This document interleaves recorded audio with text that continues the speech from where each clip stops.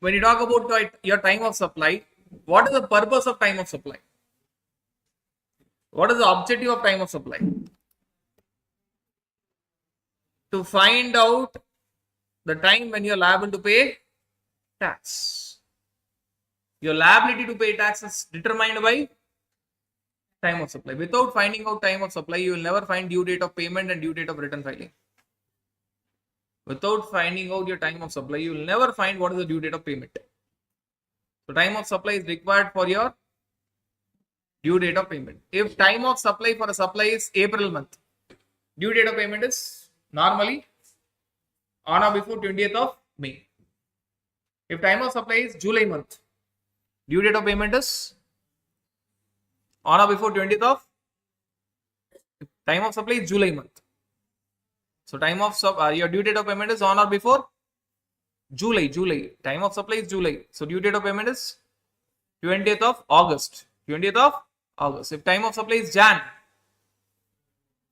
due date of payment is on or before 20th of February. So that is the objective of time of supply. Now time of supply is discussed in two sections. Section 12, time of supply for goods, and section 13, time of supply for services. And in both the sections, it is split into 5 parts. Time of supply for FCM, time of supply for RCM, time of supply for your voucher supply, time of supply for residual cases, time of supply for interest, late fees for delayed payment of consideration. When you talk about time of supply for FCM and RCM, it is separate. It is very much separate. Answers are different for goods and answer is different for services. When you talk about time of supply for voucher supply, residual cases, or interest late fees or penalty on delayed payment of consideration, whether it is goods or whether it is services, it is the same. Sections are different. Section 12 for time of supply for goods, section 13 for time of supply for services, but answer is the same. Here section is different, even answer is different for FCM and RCM. Now when you talk about time of supply for your FCM scenario, time of supply for your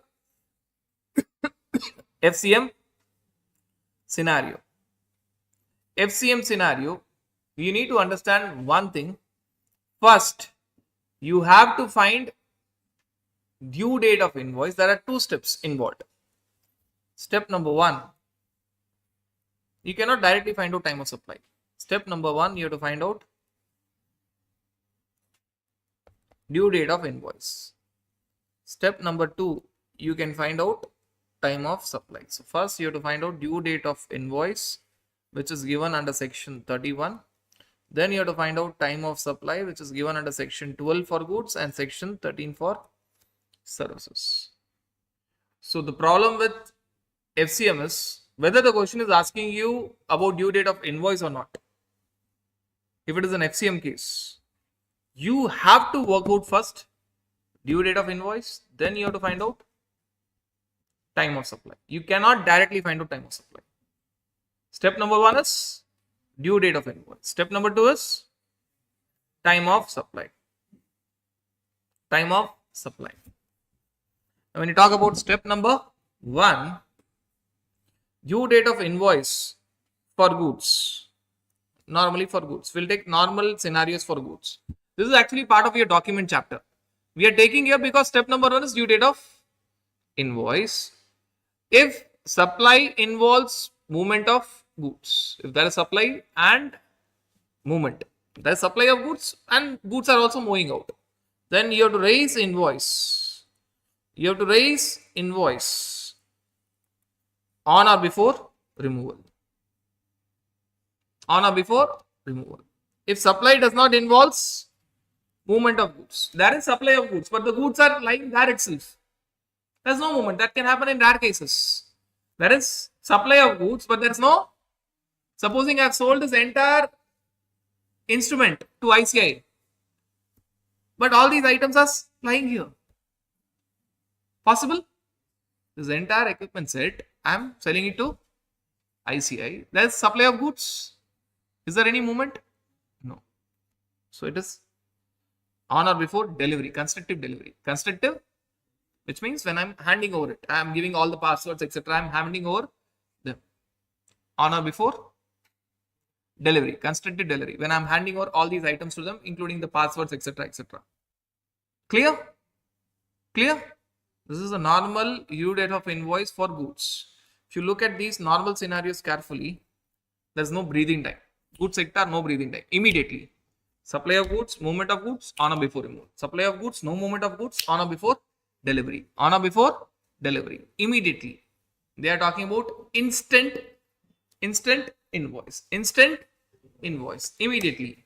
Now, when you talk about service sector, there are certain special scenarios. We are not seeing special scenarios because we are not interested in seeing due date of invoice. Our interest is in seeing time of supply. So we are seeing general scenarios. All these other special scenarios are touched in your documentation chapter. Now for service sector, normal scenarios. Due date of invoice for your service. Normal case, 30 days from supply date. After the end of supply, you have 30 days. After the completion of service, you have 30 days. Breathing time or no breathing time? You do have breathing time. Service sector are always treated with caution.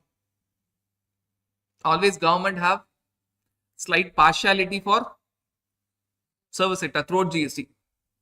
You'll find a partiality for service sector. Now, for banking sector and insurance sector. For banking sector and insurance, banking sector will always include banks, financial institution, non-banking financial company. This 30 days is changed to 45 days. Breathing time is there? More breathing time. There is more breathing time. There's more breathing time. Are there special scenarios for service sector also? Yes.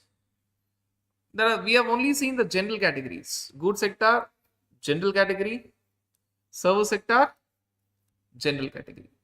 Special categories to be touched in your documentation chapter. Now, this is the first step, finding out due date of invoice. Finding out due date of invoice.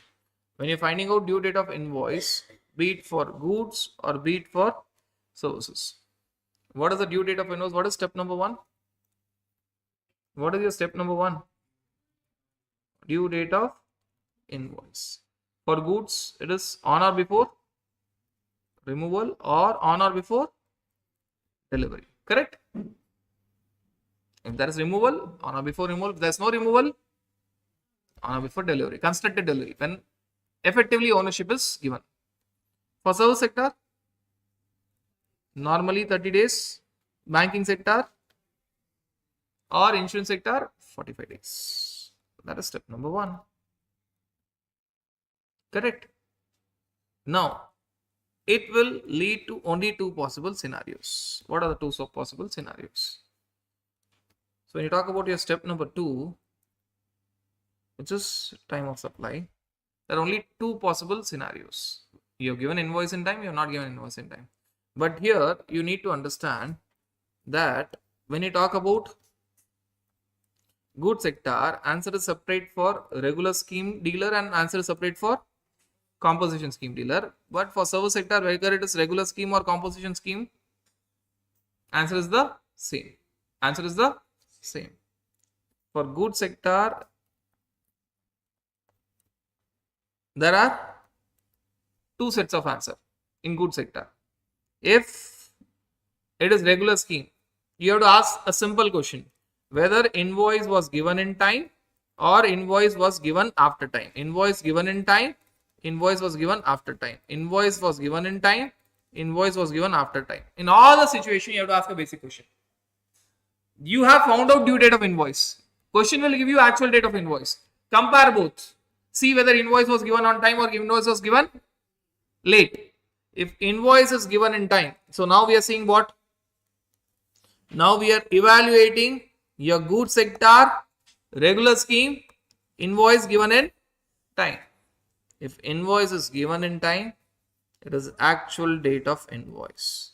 If invoice is not given in time, again, you're talking about goods sector, regular scheme, invoice not given in time. Invoice not given in time. It is due date of invoice. Due date of invoice. What about composition scheme dealer? If at all you're talking about goods sector, but you're under composition scheme, invoice given in time, it is actual date of invoice same or date of receipt of payment, whichever is earlier. If invoice is not given in time, goods sector, composition scheme, invoice not given in time, it is due date of invoice or date of receipt of payment, whichever is earlier. Clear? Clear? In simple language, for goods sector regular scheme, receipt of payment is not even considered. Whether you receive in advance or receive at the time of supply or receive after supply, receipt of payment is not at all considered. Receipt of payment is not at all considered. Your payments are not considered. When you have received the payment is not at all considered.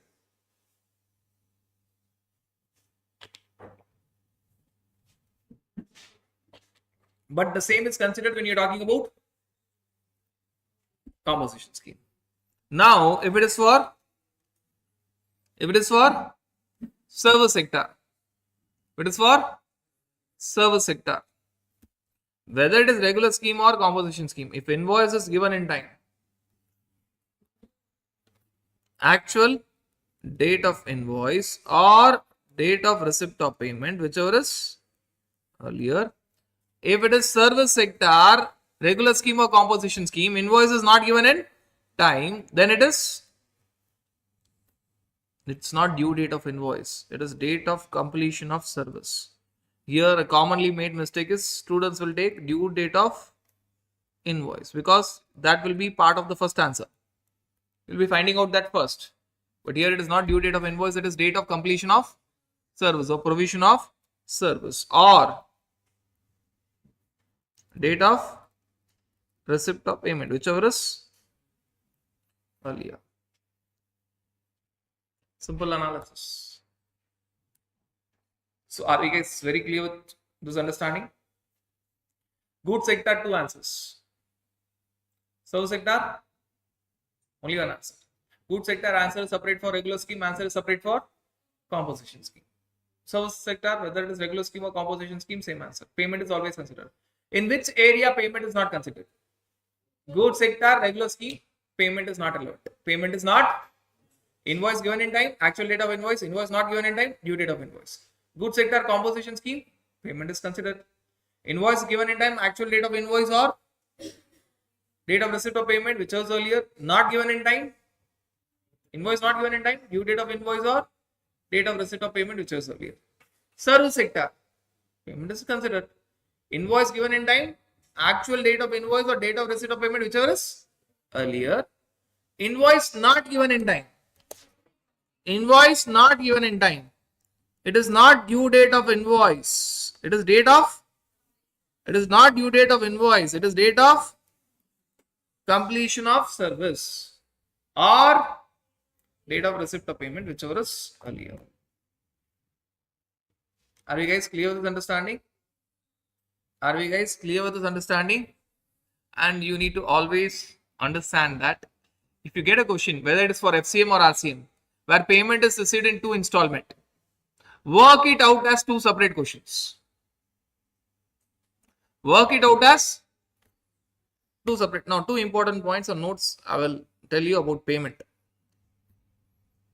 When I tell receipt of payment means receipt of payment in books of accounts or receipt of payment in bank account. It is whichever is earlier. If there are 2 different dates, one in your books of accounts and one in your bank statement, you will take whichever is earlier.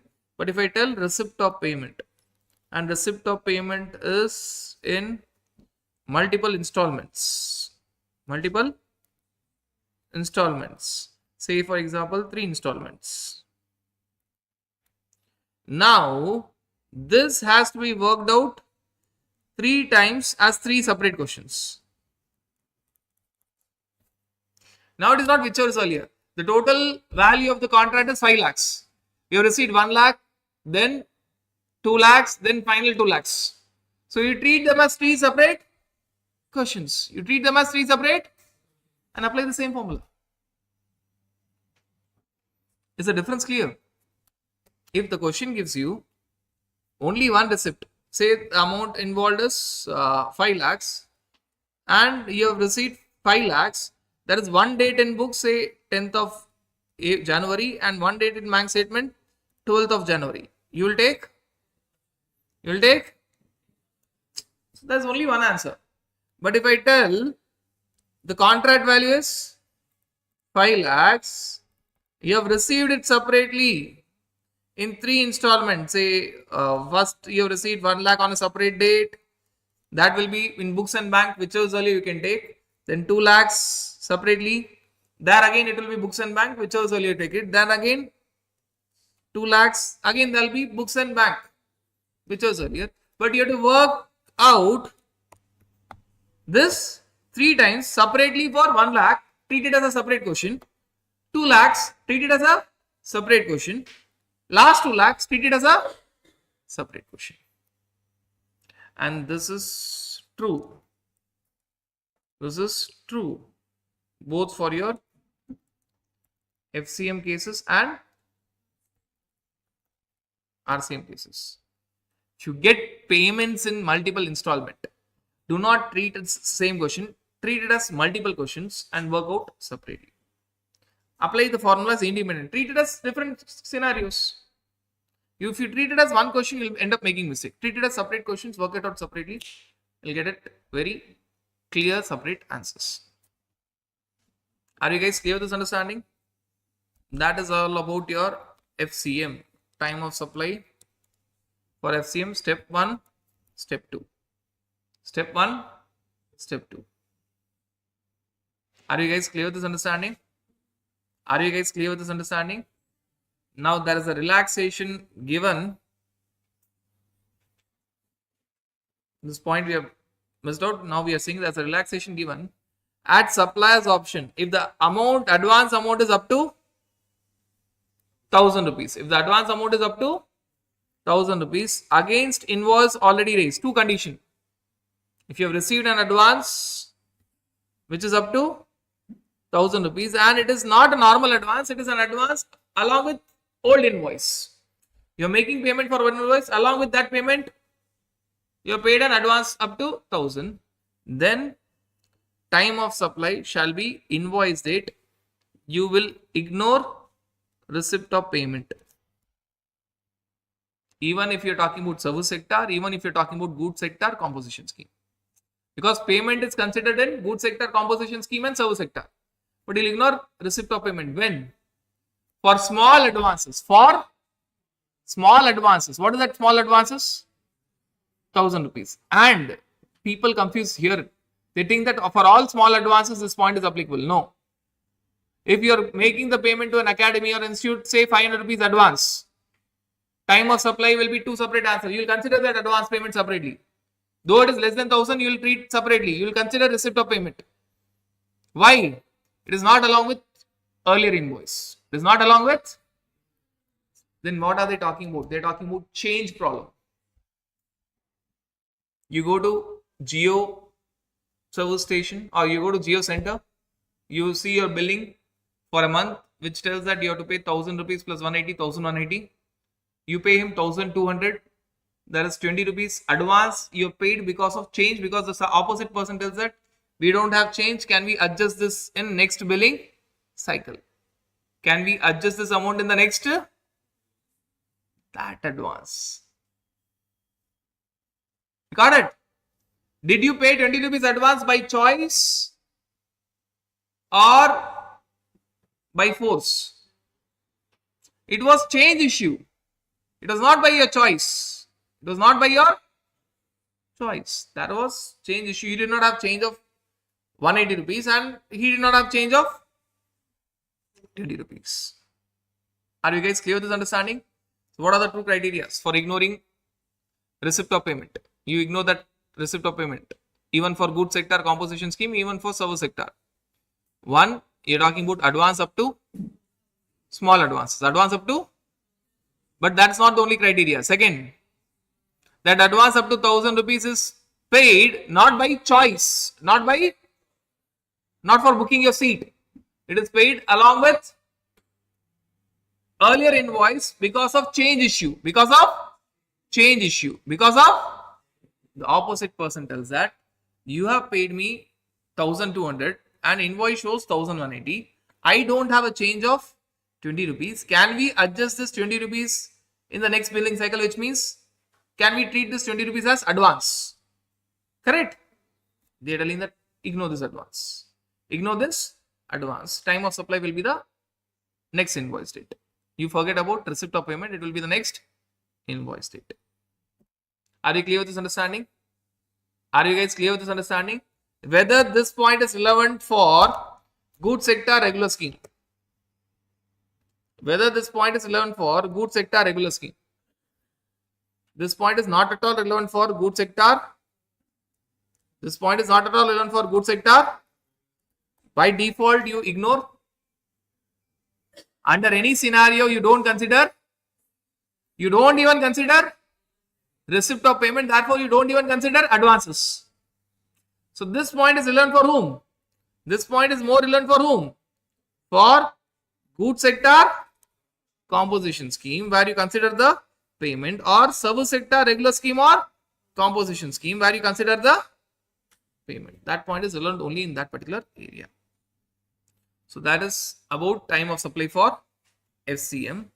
Now time of supply for RCM. Time of supply for RCM. It is just ulta of FCM. In time of supply for FCM, how many situations were there for goods sector? 2. Regular scheme and service sector. It is here ulta. For goods there is only one situation. For service there are 2. For service there are 2. Time of supply FCM, goods have 2 scenarios and service has got 1 scenario. Time of supply RCM, goods have 1 scenario, service have got 2 scenarios. Service have got, and unlike time of supply for FCM where you have to work out in 2 steps. First step is, what is the first step in time of supply for FCM? What is the first step? Louder. Due date of invoice. Second step is time of supply under FCM. Here directly find out time of supply under RCM. There are no 2 steps, there is only 1 step. For goods sector. For goods sector, what is the time of supply? RCM means you are looking from the eyes of whom? RCM. By default, the moment I tell RCM, you are seeing the entire story from whose eyes?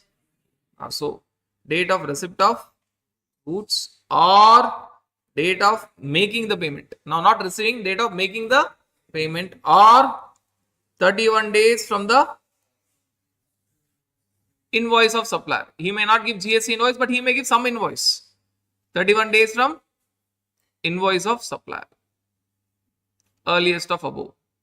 So, you will be getting all this information in the question. When you have received the goods, when you have made the payment, or 31 days from document of supplier. That document is not GST invoice, it is a normal invoice without GST. It is a normal invoice without document date of supplier, whichever is, that is the time of supply. Right, supposing date of receipt of goods is 10th April, making the payment is 15th May, and 31 days from invoice of the supplier.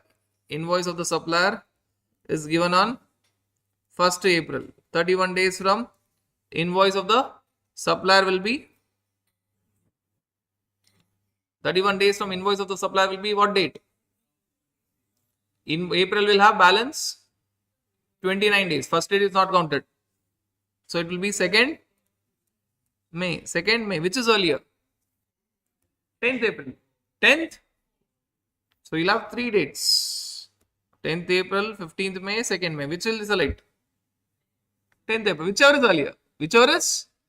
If I tell time of supply is April month, what is the due date of payment? Time of supply is 10th of April. What is the due date of payment? On or before 20th of May. On or before 20th of. Clear?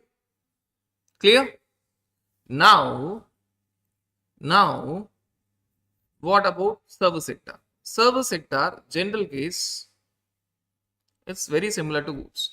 In services, you cannot have receipt of services. It's difficult to find when you have received it. Correct? Intangible. It's difficult to find when you have received. So remove that. What is the other part? Date of payment is there. 31 days becomes 61 days from document date of supplier. So it is very similar to time of supply under RCM for goods. There it is date of receipt of goods. Here date of receipt of services not relevant. There it is 31 days. Here it is. So what is the final answer? Date of payment or 61 days from the document date of supplier, whichever is earlier. Whichever is earlier. Right. Now, service sector has 2 scenarios. Goods, 1 scenario seen. Service, general scenario seen. It has got a special scenario. What is that special scenario? Special scenario, you have to remember it in this way. It is nothing but importation of services from associated enterprises. Roughly from related person. Associated enterprises is taken from your section 92B of Income Tax Act. It is roughly equal to related person. Importation of services from associated enterprises. Roughly it is nothing but related person. Then your time of supply is date of payment, same. Correct? The first part remains but 61 days from the document date of supplier, they don't believe associated enterprise will ever share invoice. So what they tell? Entry in books of accounts of the recipient. I would have passed an expenses entry in books of accounts. Expenses entry in books of accounts. Whichever is earlier. What is the problem with associated enterprises? They strongly believe that invoice may not be shared, payment may not be made. And by the way, when they talk about payment, payment is always payment in books or payment in bank. Just now we have discussed common points for FCM and RCM. So then what is this entry? Again in books. This is expenses entry in books of accounts. If I were to break this formula into the minute part, it is payment in books or payment in bank or expenses in books. Before making the payment, you will pass an expenses entry in books of accounts. Before making any payment, you will pass expenses in journal entry in books of accounts. Expense journal in books of accounts, whichever is earlier. Whichever is earlier. So here it is. When I tell payment, it means payment in books or payment in bank or expenses entry in books of accounts, whichever is earlier. What is the difference that you see in general case and special case? General case, what is the time of supply for services under RCM? Payment in books or payment in bank? Payment in books or payment in? So this payment remains the same, correct?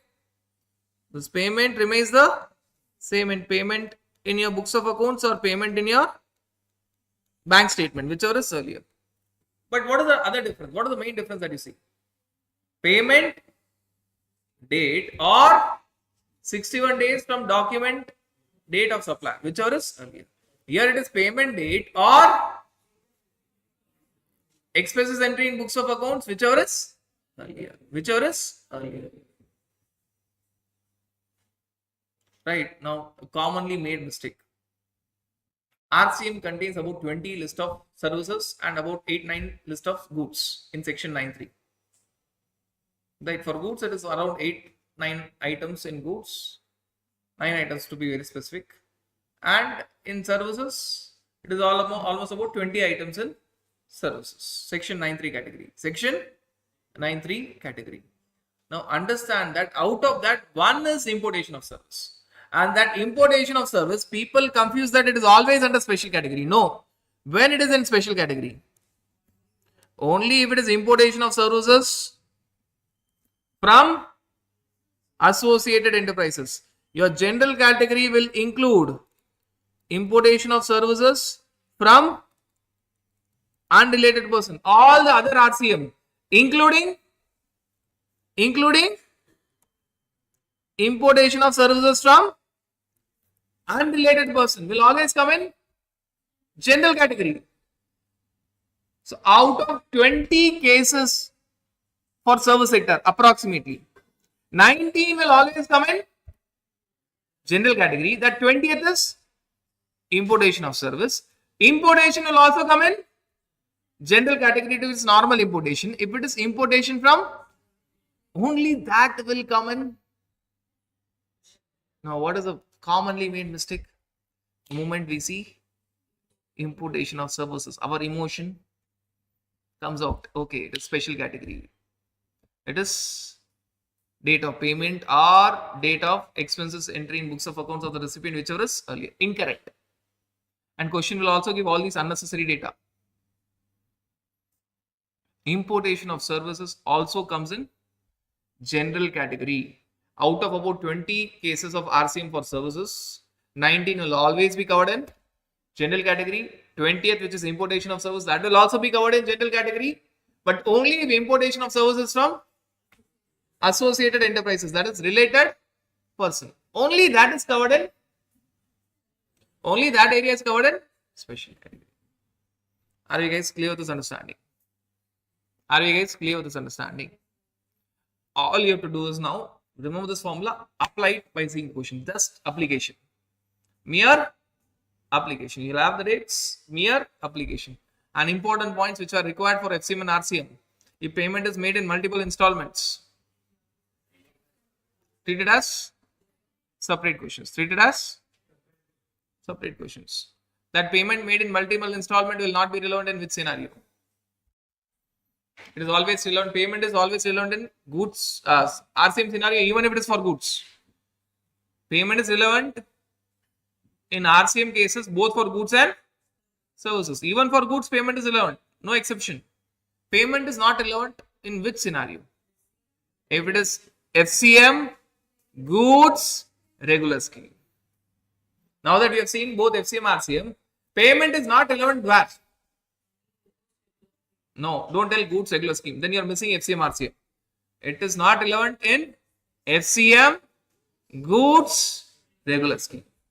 It should be FCM case, goods sector, regular scheme, payment is everywhere else, payment is relevant. Payment is relevant. Now, what is the beauty of all the other three cases? The answer is same for goods sector or service sector. Goods sector or, there's no different answer for goods sector and service sector. Section is different. For goods, section 12, services, section 13. But answer is same. Answer is same. Voucher supply. What is voucher supply? Supposing Tata Limited gives vouchers to all their employees and tell that this Diwali we are not giving you gifts, we are giving you vouchers so that you can go to Big Bazaar and use the vouchers, go to Pizza Hut and use the vouchers. Obviously, Tata company would have paid advance to Big Bazaar and advance to Pizza Hut. Who are the suppliers? Big Bazaar and Pizza Hut. Recipient, Tata Limited. Recipient, employees are enjoying the benefit. There are two supplies. Big Bazaar, Pizza Hut to Tata Limited. Tata Limited to employees. And for both of them, time of supply is same. Big Bazaar, Pizza Hut to Tata Limited will always be attracting GST. Tata Limited to employees may or may not. If ITC is taken, GST will attract. If the ITC is not taken, if the gift value is up to 50,000 per employee per financial year, no GST. If it is more than that, got that? So the main focus is on whom? Big Bazaar to Tata Limited, Pizza Hut to Tata Limited. Obviously, the same time of supply will be for Tata Limited to employees, but it may be supply, it may not be supply. But what is the clear-cut supply? Big Bazaar to Tata Limited, Pizza Hut to. So when I have paid advance, I will pay advances to Big Bazaar and Pizza Hut and get the vouchers. Then I'll distribute the vouchers as Tata Limited to my employees. Do you think that employees will use the vouchers same time? Few employees immediately. Supposing I'm giving the vouchers in December month, few employees will go in December month, few will go in Jan, few will go in Feb, few will go in March. Supposing March is the last date. Correct? Different employees will go at different point of time. Different employees will go and use the vouchers at different point of time. Now, what is the difference between Big Bazaar case and Pizza Hut case? In Big Bazaar case, supply is not identifiable at the time of issuance of voucher. My employee will purchase what item at Big Bazaar is not known to me. So they cannot put tax. Supposing vouchers are given in which month? December month. Vouchers are given in, few employees are using in December, few in Jan, few in Feb, few in March. Now, when the Big Bazaar has given the vouchers to Tata Limited, and when Tata Limited has given it to employees in December month. But which employee are going to purchase which item at Big Bazaar is known to Big Bazaar? No. Big Bazaar deals with multiple items having multiple rates. Few items 5%, few items 12%, few items 18%, few items 0. Correct? Employee category 1 may purchase items attracting 5. 2 may purchase items attracting 12. So on. And by the way, what is voucher? Voucher is nothing but money equivalent. When my employees are having that voucher, it acts like money.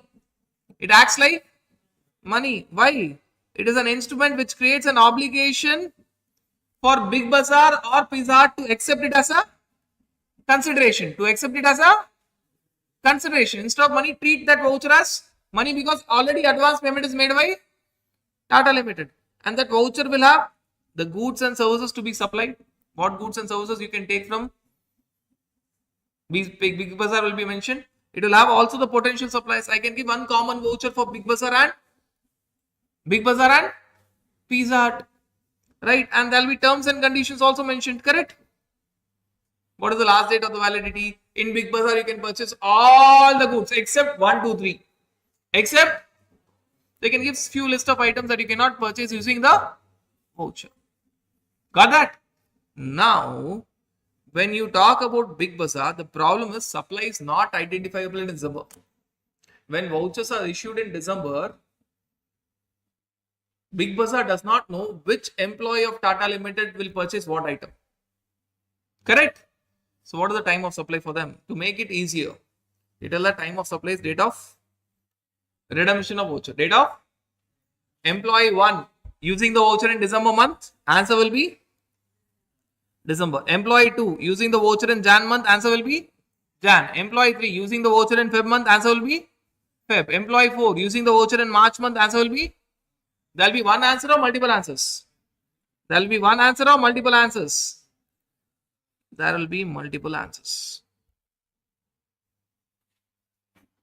And when you redeem it, Big Bazaar actually know what items you have purchased, so it is easier for them to put the rate. Correct? What about Pizza Hut? Supply is identifiable at the time of issuance of voucher. No, sir, Pizza Hut will not know whether I am going to have pizza or garlic bread or Pepsi, whatever it is. All these items will have the same rate. All these items will have the same rate. Correct? So, when Pizza Hut has given the vouchers in December month, Tata Limited has paid the advance in December month. Pizza Hut clearly knows that these employees of Tata Limited can only have food in my place and the rate is same. Rate is? So, what will be the time of supply? Date of? When is the voucher issued? Whether employee 1 uses it in December, employee 2 uses it in Jan, employee 3 uses it in Feb, employee 4 uses it in March. Forget about everything. For all the employees, there will be one answer, which is December month. There will be only one answer, single answer. Date of issuance of voucher. Date of issuance of voucher. When government clearly knows that the rate is clear, they tell that pay immediately.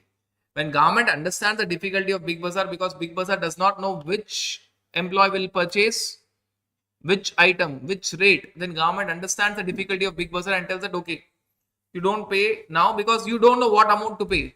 You pay it at the time of redemption. Pay it at the time of.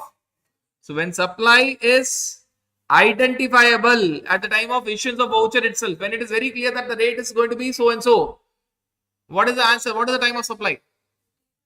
Date of. Now employees redeeming the voucher is not allowed. They may redeem at different point of time, but GST will be paid entirely in the month of. Time of supply is December. Payment will be on or before 20th of Jan. On or before 20th of Jan.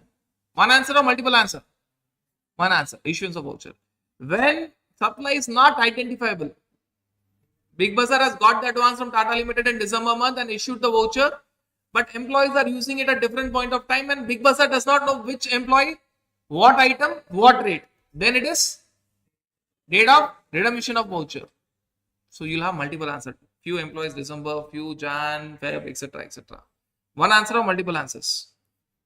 One answer or multiple answers? Yeah. Done.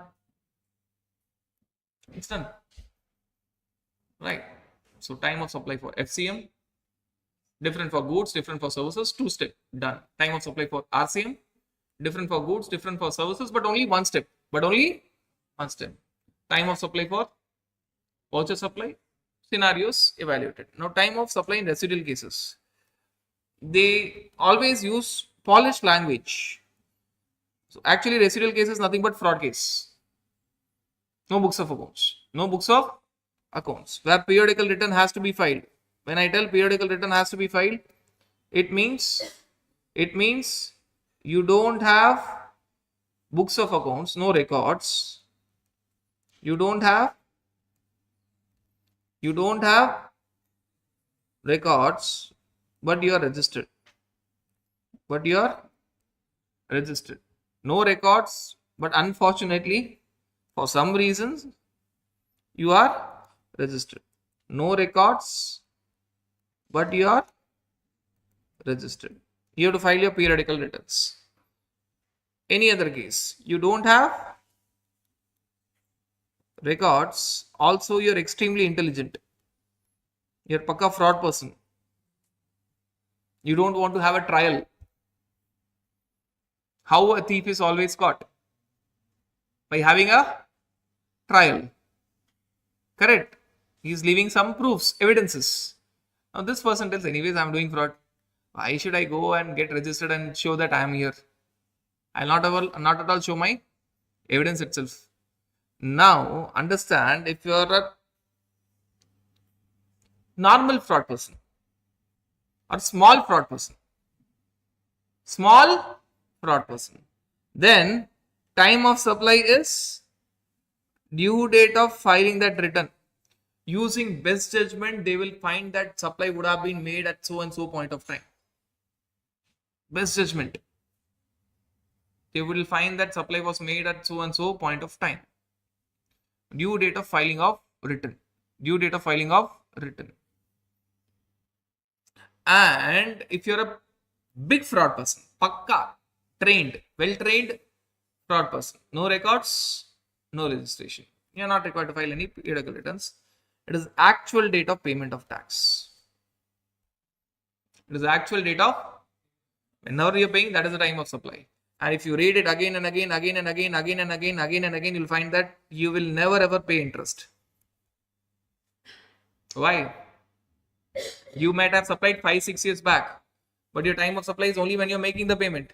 And when you're making the payment, supposing it is April of 2024, that is the due date, that is the time of supply. When you find time of supply is April, your due date of payment is 20th May, which means you have made the payment before. So your time of supply is actual date of payment. Supposing you're making the payment in April 24. If that is the time of supply, if I tell time of supply is April 24th, what is the due date of payment? If I tell time of supply, forget about all these complicated points. If I tell time of supply is April 24th, April 2024, what is your due date of payment? 20th? When you have made the payment? Because your time of supply itself was when you are making the payment. When you have made the payment? When you have made the payment? Did you make the payment before your due date of payment? You'll never have interest. This poor fellow. No records, but untrained fraud person. Untrained, small fraud person. You'll always find big villains, small villains. Who are to die first? Who are to die first? Small villains gone. They have made supply 3-4 years back. Supposing this supply pertains to, look at the irony, this supply pertains to somewhere, the supply pertains to January 2020, just before COVID. Due date of return filing is 20th February 2024. So this becomes your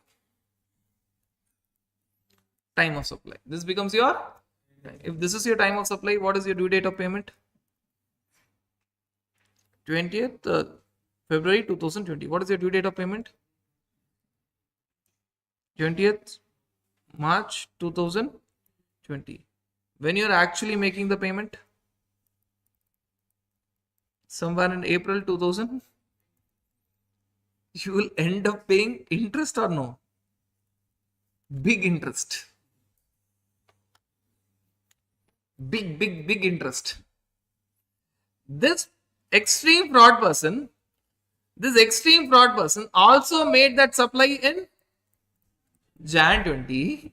But for this person, time of supply is when he is making the payment April 2024. And this means due date of payment is 20th May 2024. He will never ever. That is the implication. Obviously, it is not asked and all. If you understand, if you want to know the implication, small villains, finished. Pay tax with huge interest.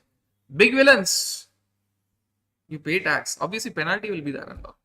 But you pay tax, no interest. This goes with the saying something is better than nothing. Because this would be the final thing in your mind. So why is a big villain means penalization should have been more. They don't have any trial. They don't have any trial. If you don't tell time of supply, they will never ever make the payment. So better get tax at least.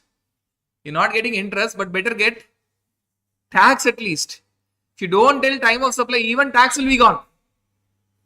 Something is better than nothing. So this is a classic example of that saying, something is better than nothing. Right? If you don't find or don't give time of supply for this big fraud person or intelligent fraud person or well-trained fraud person, forget about interest. You'll even miss the tax. You'll find it difficult even to collect tax because there's no time of supply. If you don't have time of supply, if you don't have time of supply, there's no due date of payment. If there's no due date of payment, this well-trained fraud person will tell, yes, I'll pay. Don't ask me when. If you don't have time of supply, this well-trained fraud person will tell, I will pay. Don't ask me when. I'll pay when I want. I'll pay when I want. So that is the scenario. Okay, forget about all the complication. For your exam, just remember. Small fraud person, big fraud person. No records registered, small fraud person. No records not registered, big fraud person. No records but registered, small fraud person. Time of supply is due date of filing of return. Time of supply itself is due date of filing of return. So if supply happened in Jan, time of supply is 20th of Feb. Time of supply is 20th of Feb. Due date of payment is 20th of March. And for big fraud person, no records, no registration.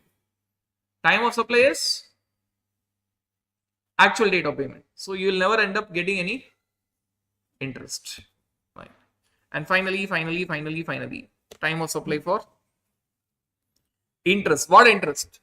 Interest, penalty, late fees on delayed payment of consideration. Delayed payment of consideration. So when you talk about interest, penalty or late fees, whatever name you call, on delayed payment of consideration, fifth as in valuation. What is the time of supply? Time of supply is when you receive that amount. When you receive that amount. If you recall, if the interest demanded is 15,000 for late payment, and if the recipient gives only 10,000, your time of supply will be, you will pay GST on 15,000 or 10,000. If the interest demanded by supplier from the customer or recipient is 15,000, but if he is paying only 10,000, GST will be on 15,000 or 10,000 because of this time of supply. Because of this time of supply. Because time of supply for interest is what? Date when you, how much you are receiving it? So that is the time of supply. You are getting, whenever you get, only on that amount you have to pay. If you don't get, you are never going to get 5,000 because time of supply will never come for 5,000. Time of supply will never come for, but very important point. This is only for interest, not for selling price and other charges. For selling price and other charges, time of supply is governed by forward charge mechanism. For interest, it is separately governed here. For selling price and other charges, time of supply is governed by forward charge mechanism. Your actual date of invoice or due date of invoice for goods sector. For service sector, actual date of invoice or payment, whichever is earlier. Due date of invoice or payment, whichever is earlier. It is all governed by FCM. It is all governed by, only for this interest, it is governed by separately interest provision. Why I am telling this? If I don't get 1 lakh rupees basic selling price, should I pay GST on 1 lakh rupees? If my customer does not pay even basic selling price, should I pay GST on 1 lakh rupees? Yes. Yes. Why? It is governed by time of supply under FCM. So I have to pay it. If you apply this formula, even if payment is not paid, there will be either actual date of invoice or due date of invoice for goods, or for services, actual date of invoice or date of completion of services. It will be there. Some date will be there. I have to pay GST on my basic price and other charges. The only area where I focus on receipt is interest. Interest on delayed payment of consideration. That is only when I receive it. Only when I, and only to that amount. If I have asked 15,000 but I receive only 5,000, GST will be only on 5,000. And that too for interest it is worked very differently. 5,000 is always assumed to be including tax, that is GST. So it is not entire 5,000. Value is 5,000 multiplied by 100 divided by 100 plus rate of tax. 100 plus. That is all about your time of. If you look at this time of supply, by coincidence, it comes from complicated to simple. FCM different for goods and services and 2 steps. RCM different for goods and services but only 1 step. Then voucher supply, same for goods, same for services, 2 scenarios. 2 scenarios. Residual cases, fraud cases, no record cases. Same for goods, same for services, but 2 scenarios. Interest on delayed payment of consideration. Same for goods, same for services, only. So it comes down in terms of the complexity involved. It comes down in terms of complexity involved. So that is everything about your section 12 and section 13 with respect to your time of supply. Now, an important point that we have left out, when you're discussing time of supply for forward charge mechanism, and when it is all about goods sector and when it is all about regular scheme, normally we talk about what scenario? Time of supply if the invoice is raised in time. One answer. If the invoice is not raised in time, another answer. Right. But when you talk about specified actionable claim, if the invoice is raised in time, invoice is not raised in time. So when you talk about in a normal situation, payment is not relevant. But when you talk about a special situation which is specified actionable claim, betting, gambling, lottery, horse racing, casinos, and online money gaming. If invoice is raised in time, actual date of invoice. If invoice is not raised in time, due date of invoice.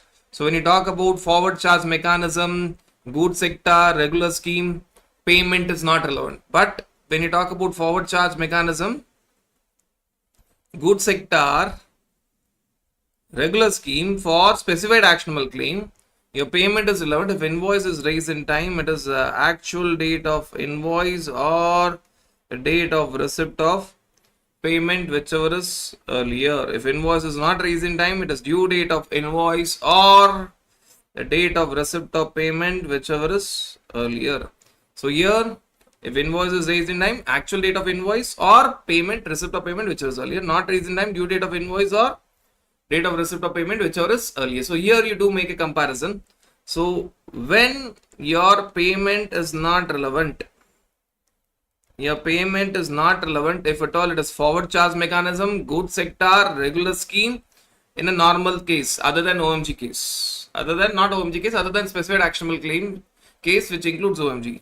So FCM, goods sector, regular scheme, normal case, other than specified actionable claim, payment will not be considered. Your payment will not be considered. Invoice in time, actual date of invoice, not in time, due date of invoice. Otherwise, for goods sector, for FCM, goods sector, regular scheme, if it is specified actionable claim, payment is actually relevant. Right. That's all about the small change which is there here. Now there is a special provision which talks about time of supply for change in rate of tax. Time of supply for change in rate of tax, which means the rate of tax earlier was 5%, now it has converted to 18, or earlier it was 18, now it has converted to 12. That's change in rate of tax. And because of the change in rate of tax, you have to decide what is the final rate of tax. Here, time of supply will help you to find two things: rate and time of supply. Rate of tax and time of supply, both. Right. When you talk about change in rate of tax, please understand this concept is applicable for goods under composition scheme and services whether under regular scheme or composition scheme. What about goods under regular scheme? You'll be going with section 12. So you have to bifurcate this into two. There is change in rate of tax. If at all you're talking about goods under regular scheme, goods under composition scheme, service under regular scheme, service under composition scheme. The answer is 1 for the last three cases. The answer is 1 for the first case. For goods under regular scheme, section 12 will be applicable. It is either actual date of invoice, or if invoice is raised in time, actual date of invoice. If invoice is not raised in time, due date of invoice. So if invoice is raised in time, actual date of invoice. If invoice is not raised in time, due date of invoice. For all the other cases, the answer will be something different. This, all the other cases, you are going to apply section 14. Section 14. Now what is the answer according to your section 14? Section 14 tells that you go with whichever is having more weightage. If at all I keep supply on one side and invoice on one side and receipt of payment on other side. Supply on one side, receipt on one side, invoice on other side. Supply on one side, invoice and receipt of payment on the other side. Which is heavier? This is one scenario. The other scenario is invoice is on one side, supply and receipt is on other side. Receipt is on one side, supply and invoice is on one side. Receipt and invoice is on one side, supply is on other side. Which is having heavier weight? Answer will be what is having the heavier weight. Which side is having more weightage? Which side is having more events? So answer will always be which side is having more events. So in the first, these are all 6 different cases. These are all 6 different cases. In the first case, which is having heavier weight, supplied invoices on heavier side. See, all these things you need to understand that this is before change, this is after change. This is before change, this is after change. Something is before change, something is after change. In the first case, what will be the answer? Invoice. The second case, receipt. And also remember one thing. 2 points you have to remember. Answer is on that side which is having more weightage. Second, answer is either invoice or receipt. It is never supply. It is never. So here, when supply is invoice are on one side, answer is invoice. When supply is and receipt are on one side, answer is receipt of payment. When invoice and receipt are on one side, then you have to go with whichever is earlier. When supply and receipt are on one side, answer is receipt. When supply and invoice is on one side, answer is invoice. When receipt and invoice is on one side, it is whichever is earlier. Whichever is earlier. So 2 things you have to remember. Time of supply is on that side which is having more weightage. Which is having more weightage. Second thing, answer will be either invoice or receipt or whichever is earlier if both are on one side, but it will never be date of supply. It will never be date of supply. If you know these 2 points, you get the answer. If you know these 2 points, you get the answer. And based on the answer, supposing the rate of tax before change. The rate of tax before change was 5% and after change is 12. What will the rate of tax in the first scenario? Second scenario.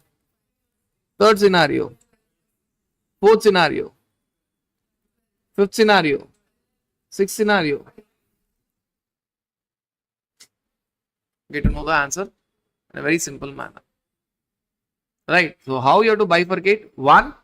This provision is not applicable for goods in under regular scheme. For them, the answer is just like section 12. It's actually covered by section 12. If invoice is given in time, actual date of invoice, not given in time, due date of invoice. See at that point of time, whatever was the rate, go with that rate. Go with that rate. Go with that rate. You don't come in section 14. Section 14 is applicable for goods under composition scheme, service sector, whether under regular scheme or composition scheme. There you'll have certain events before change, certain events after change. Remember 2 points. Answer will be on that side which is having more weightage. Remember second point. Answer either will be invoice, date of invoice or date of receipt of payment. But it will never be date of supply. So if you remove these 2 points, you'll get to know the answer. You'll get to know the answer. Once you know the answer, you'll know the rate. So this time of supply is used for 2 purposes. To find out the rate and to find out the due date of payment. First to find out the rate, then to find out the due date of payment. Due date of payment is the main objective of time of supply. Here it is also to find out the rate of tax. Rate of tax. So that is all about your section 14. Section 14. In section 14, there's one catch that you need to remember. We are done with the answer part. We are done with the time of supply part. For receipt of payment, whenever you're seeing this receipt of payment, you need to remember one thing. When you talk about receipt, when you talk about your receipt, it is always earlier of payment in books or payment in bank, which was earlier. This we have been seeing right from section 12, 13. Always payment in books or payment in bank, whichever is. But in one case, you will go only with payment in bank. Why? Your book entry was a bogus entry. Your book entry was a. How did you find out your book entry was a bogus entry? First, there was a book entry. Payment in books. This is the first event. Followed by, there was a change in rate of tax. Change in rate of tax. Followed by, there was payment in bank, which was more than 4 days later, after change in rate of tax, which means clearly the book entry was a bogus entry. You purposefully have put book entry earlier. Why? Supposing your change is on 1st of October. Your book entry you have put on 25th of September. The payment happened on 13th October. Now, clearly the events should be in a particular sequence, and this is a sequence. Only then you call it as bogus entry. Otherwise, payment means payment in books or payment in bank, whichever is always. Now here clearly it shows you put a book entry which is on 25th of which is on 25th of September, which is on 25th of September, bogus entry. Knowingly you were trying to make your time of supply, you are making an attempt to make your time of supply before change so that you might get a lesser rate. You are manipulating the dates. Why? Even after that book entry, even after waiting for 4 days, 4 days after change in rate of taxes, 4 days is not calculated from your book entry. They are giving you more time. Okay, forget about your book entry. Let that change happen. Let us wait for another 4 days, but the payment has not hit the bank account. The payment has not hit the. You said you have received the check on 25th of September. The change happened on 1st of October. At least you could have deposited the check on 1st of October. So that payment would have been cleared within 4 days. Even that did not happen. Payment finally happened, cleared in bank on 13th October. It clearly shows that you never received any check on 25th of September. It was a bogus book entry. It was a bogus book entry. So what you'll focus now? You'll focus only on credit and bank account. Please understand that this is only for section 14, so that because the rates are changing. Because the rates are changing. And in section 14, don't apply this always. Even in section 14, the normal answer is payment in books or payment in bank, whichever is. So normally it is the same thing. Payment in books or payment in bank, whichever is. Only if at all you fit in a particular situation where the book payment entry is before change, then there is change. Then you wait for 4 days after change. Even then the bank entry comes after 4 days after change, which clearly means the book entry was a bogus entry. So date of receipt of payment will be treated as credit in bank account, not your entry in books of accounts. Not your entry in books of accounts. Because it clearly indicates that the entry in books of accounts was a bogus book entry. Specific events. If these these events are not coming in the sequence that we have discussed, then go with the normal thing. Go with the what if the payment was crediting within 4 days of change in rate of tax? Go with the normal thing. Payment in books or payment in bank, whichever is. What if the credit in bank account happened on 3rd of October? You would have gone with 25th of September. Because payment in books is 25th of September, payment in bank is 3rd of October, whichever is. You would have gone with 25th of September. When these events are happening in this, with all these conditions being satisfied, then forget your bogus book entry, focus on your bank entry. Focus on your bank entry. This is only and only for section 14 and only in specific scenario, not in all the cases. Not in all the cases. So that is all about your time of supply, be it section 12 or be it section 13 or be it section 14. Now basically we are talking about small dealers, small persons who find it difficult to comply with the GST provisions. One are very small person who are not at all required to take registration. One are comparatively bigger who can take registration but work under a simple scheme called as composition scheme. First, we'll not touch composition scheme. We'll talk about those persons who need not even take registration. This is actually from your registration chapter. Section 22 right along with section 23. This is actually part of your registration chapter. Now let us remember the small story so that you can easily understand when it is 20, when it is 40 and when it is 10. Right. If you're talking about politics, which is very relevant at least now, apni politics, nama politics. Apni politics, which is translated into Nama politics, right? Apni politics can be summarized into three important things. Three important things in India. One is money, then it is land, and one is Ram. Money, for being in politics, money. Automatically from money you'll get land, and for winning in politics, we do have that factor of Ram, isn't it? Religion is a fact. Whether you accept it or not, whether you like it or not, this is what is happening in politics in India. And this, we came out with this story almost in 2018 or 2019, which is more relevant today. Money, land, and Ram. And when you are very small person, when you are in student's life, very small person, it should act like time pass for you. It should act like time pass for you. When you are not at all even eligible for say voting, or you are eligible but you don't understand much about it, it should be like your time pass. You should not be seriously involved and talking some nonsense which does not makes even sense to you, right? So apni politics can be summarized into three things: money, land, and Ram, which is time pass when you're very small person, right? Then you have the balanced states or union territories.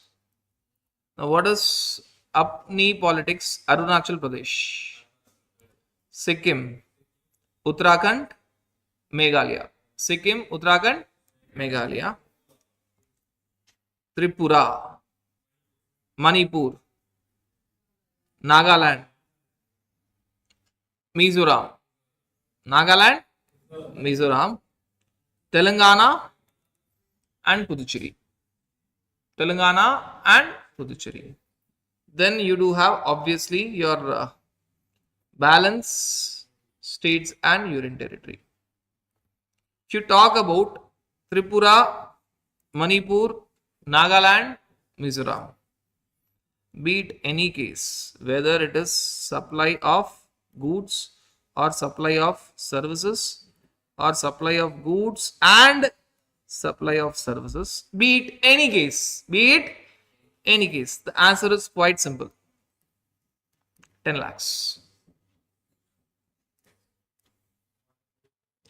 When it is Arunachal Pradesh, Sikkim, Uttarakhand, Meghalaya, Telangana, and Puducherry. Arunachal Pradesh, Sikkim, Uttarakhand, Meghalaya, Telangana, and Puducherry. In that case, again, whether it is supply of goods or supply of only services or supply of goods plus supply of service, it is 20 lakhs. When you're talking about the balance states and union territory,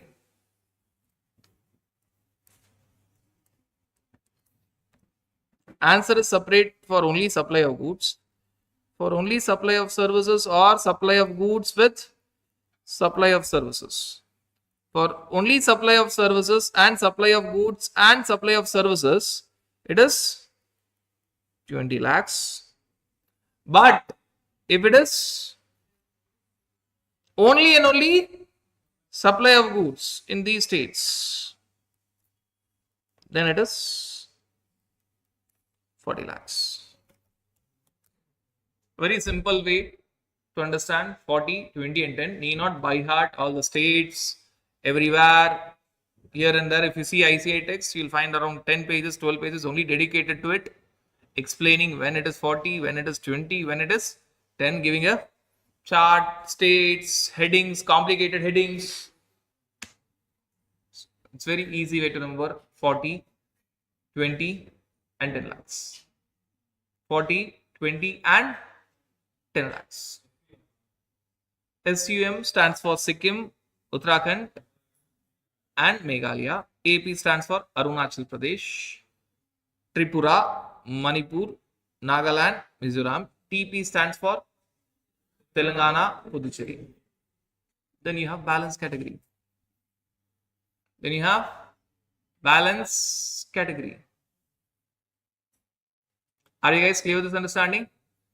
When I started, you felt that this will take a very long time, 40, 20, 10, because it's a very detailed number of states are there. That's it, simple. Now, two special points attached to 40 lakhs.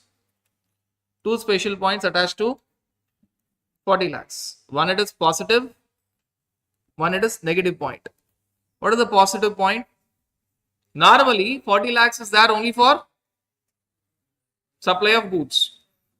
But if it is supply of goods with supply of only one particular service, which is interest on loans, interest on no other service, interest on loan which is exempted. If it is supply of goods with supply of a particular service, no other service, it should be interest on loans. Normally, if I tell supply of goods plus supply of service, you would have said me 20 lakhs. But now it will still remain at 40 lakhs. You will not stick to 20 lakhs. You will remain at 40 lakhs. Because normally if I tell supply of goods plus supply of service in balance states, unit entities, you would have said 20 lakhs. But in this case, 40 lakhs. And negative, other part. If at all, you're dealing only with goods, you're supplying goods, but you're dealing with notified goods, certain notified goods. What are these notified goods? You're talking about pan masala, tobacco, ice cream, pan masala, tobacco, ice cream and building materials.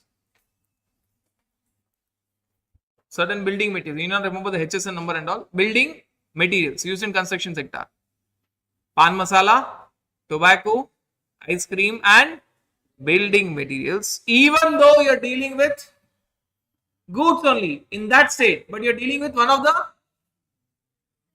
one small item is notified goods. One small item is you're dealing with hundreds of goods.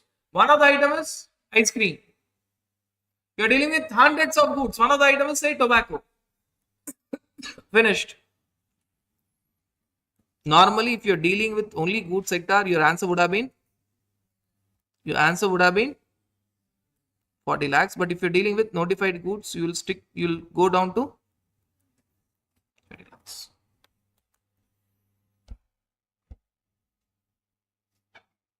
Is that clear? Is that clear? So when you talk about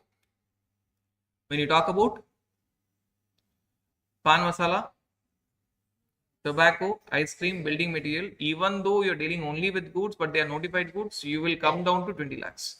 When you talk about supply of goods plus supply of services, normally it is 20 lakhs, but if it is that supply of services only, no other service, only interest on loan, which by the way is exempted. That's another fact, which by the way is exempted, but that will be counted in turnover. You will remain at 40 lakhs. You will remain at 40 lakhs. Are you guys clear with this understanding? So this is everything about when to go for 40, when it is 20 and when it is 10. And in special case 40, when it will remain at 40 even though there is service, when it will come down to 20 even though it is very, very simple and effective way to remember this 40, 20 and 10. Now, to complete this, just remember one important aspect. Limits are all over. Limit is pan-India. So, you don't see state-wise. All these limits are aggregate term, which means if I am working in 2 states, supposing I am in Tamil Nadu dealing with goods. Now, you have all the answers. Tamil Nadu only goods. Maharashtra only goods. West Bengal services. Fast. Answer is in front of you. West Bengal services. Tripura only goods. Tripura only goods. Telangana only goods. Telangana only goods. Puducherry services. Arunachal Pradesh goods plus service. Andhra Pradesh goods plus services. Andhra Pradesh only goods. Andhra Pradesh goods plus service 20 lakhs. Andhra Pradesh only goods 40 lakhs. Jammu only goods. Ladakh, Jammu only goods 40 lakhs. Ladakh services. Ladakh services. Andaman and Nicobar only goods 40 lakhs. Lakshadweep goods plus service 20 lakhs. It is 20. You can easily find out which area, which portion. But please understand this, if at all you are working in one state, it's very simple. What if you are working in two states or two or more states? The limit that you are seeing of 40, 20, 10 is not for individual state. It is for pan-India. The limit that we are seeing for 40, 20, 10, it is not per state. Legislation limit is not per state, it is aggregate turnover. Pan-India, your limit, your turnover should be less than 40 or 20 or 10 as the case may be. As the case may be. As the case may be. Clear? Clear. But when you are taking registration, it is not pan-India one. It is each state. It is so checking for registration, pan-India. Taking registration, each state. Checking for registration, pan-India. 40, 20 lakhs, 10 lakhs to check whether you have to get registered or not. When you're seeing the turnover of 40 lakhs, 20 lakhs, 10 lakhs, it is pan-India. You're going to see aggregate turnover. When you have to get registered, it is state-wise. It is, I'll give a master question. You need not see multiple questions. Then you can see any questions of ICA anywhere. I'll give a master question. You are working in Tamil Nadu, Telangana. You keep telling the answers. I'll keep changing the questions. You keep telling the answers. Goods. Only goods. What is the registration limit? When it is 40 lakhs and Tamil Nadu, it is 40 lakhs. Telangana is, so whenever it is 40 and 20, you cannot apply, it is not per state. So what will be your aggregate turnover limit? What will be your aggregate turnover? Aggregate turnover is pan-India. You'll go with limit. Which limit? No, you'll go with lower limit. You'll go with, so you'll not go with 40 lakhs. You'll go with lower state because the other state wants the limit to be less so that people are more and more registered. Telangana is telling that I want more people to be registered. So it wants the limit to be 20 lakhs. So you'll go with which limit? Lower state. You'll go with lower state. Then you will see the actual aggregate turnover. You will compare. In Tamil Nadu, say 10 lakhs. In Telangana, 15 lakhs. What is the actual turnover? 25 lakhs. 25? Is it more than 20 lakhs? Get registered in Tamil Nadu. Get registered in. That is the second step. Correct. But if I change the question, the goods that you're dealing in Telangana are exempt supply or non-taxable supply. Whether Telangana is affected, not affected.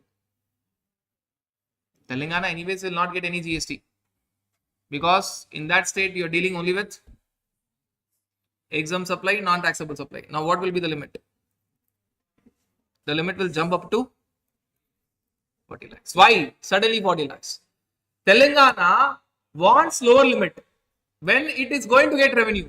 But if in Telangana you are dealing with only exempt supply and non-taxable supply, anyways, Telangana is not going to get any revenue. Now Telangana tax, don't come down for me. Anyways, I am going to get a zero revenue. You stay at your limit. You can go back to 40 lakhs. Now, I change the question. There comes Tripura. There comes Tripura. Now Tripura, is dealing again only with goods. What is the limit now?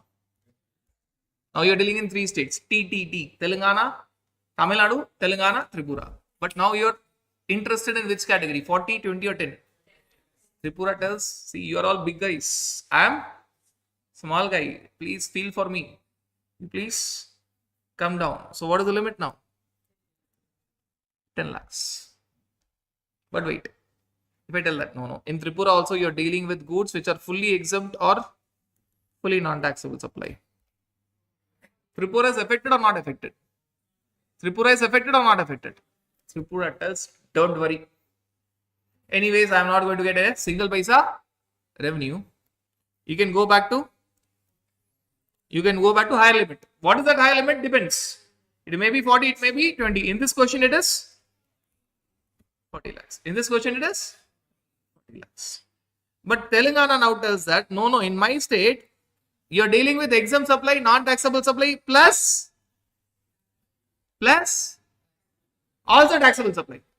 Now Telangana is affected, not affected. Telangana is affected, not affected. Telangana is affected. Now it tells that, no, I am going to get some revenue. So I cannot allow you to be at 40 lakhs. You come down to my limit. Whether in that limit, whether you consider Tripura? No. Why you not consider Tripura? Tripura is not going to get a single paisa revenue. Tripura tells, please don't take care of me. You fight among yourself. I'm out. But when you're fighting among Tamil Nadu and Telangana, Telangana was actually not affected. But suddenly I've changed the question.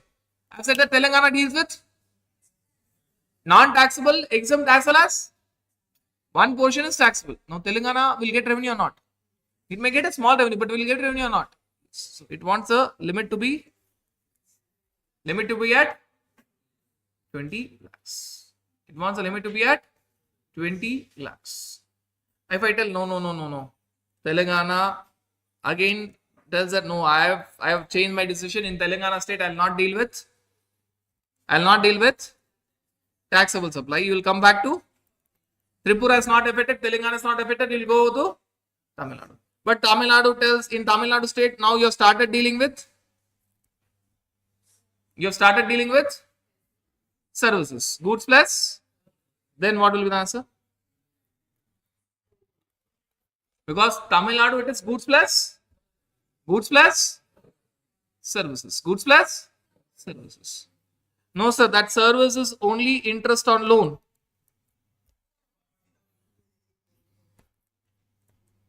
I can keep changing this. The only thing that I wanted you to understand, if you know the concept, you can be a step ahead of ICI. You are not going to see different questions and tell that, okay, so this different question, that different. You know everything about it.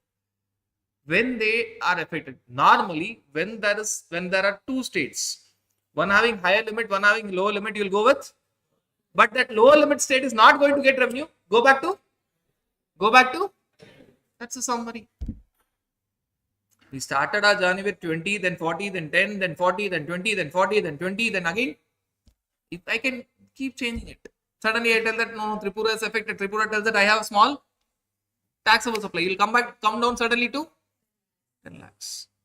Now with this question, I give the actual turnover. In the actual turnover, Tamil Nadu is having goods plus only interest on loan. Say it is having 35 lakhs. Telangana only exempt supply, non-taxable supply. Say 10 lakhs. And Tripura exempt supply, non-taxable supply, only 10 lakhs. So I'll make things simple. Now the limit is 40 lakhs. Because Telangana is not affected, Tripura is not affected, 40 lakhs. What is the actual aggregate turnover? This is the limit. Now what is your threshold limit? Forget all the entire flow. What is your threshold limit for registration? What is your threshold limit for registration? What is your actual aggregate turnover? Actual aggregate turnover? 55 lakhs. Should you get registered? Yes. You are required to get registered. But when you are going to get registered, you will get registered in Tamil Nadu. As per section 22, you will get registered even in Telangana. And you will also get registered in Tripura. But There's a provision in section 23. There's a provision in section 23 which tells that no need of registry in Telangana and Tripura. You're not going to pay a single paisa GST. Now that's a separate thing. First thing is about the flow that we have discussed. Now it is a separate thing. When you're getting registered, it is registered in separate states. So ideally speaking, your limit is 40 lakhs. Your actual aggregate turnover, all the states together is 55 lakhs. You should get registered in Tamil Nadu, Telangana and Tripura. But there's a provision. 22 answers, you have to write all the answers. As per section 22, you have to get registered in Tamil Nadu, Telangana and Tripura. However, as per section 23, when in a state you are having only exempt supply, non-taxable supply, you need not get registered in that state. So the net summary is, you will get registered only in, why? You're not going to pay any GST to Telangana and Tripura. Why to get registered unnecessary? If I make a final change in the question, even in Tamil Nadu you are dealing with exempt supply, non-taxable supply. The answer is still 40 lakhs. Still 40 lakhs. Because Tripura not concerned, Telangana not concerned, it is 40 lakhs. Actual aggregate turnover still 55 lakhs.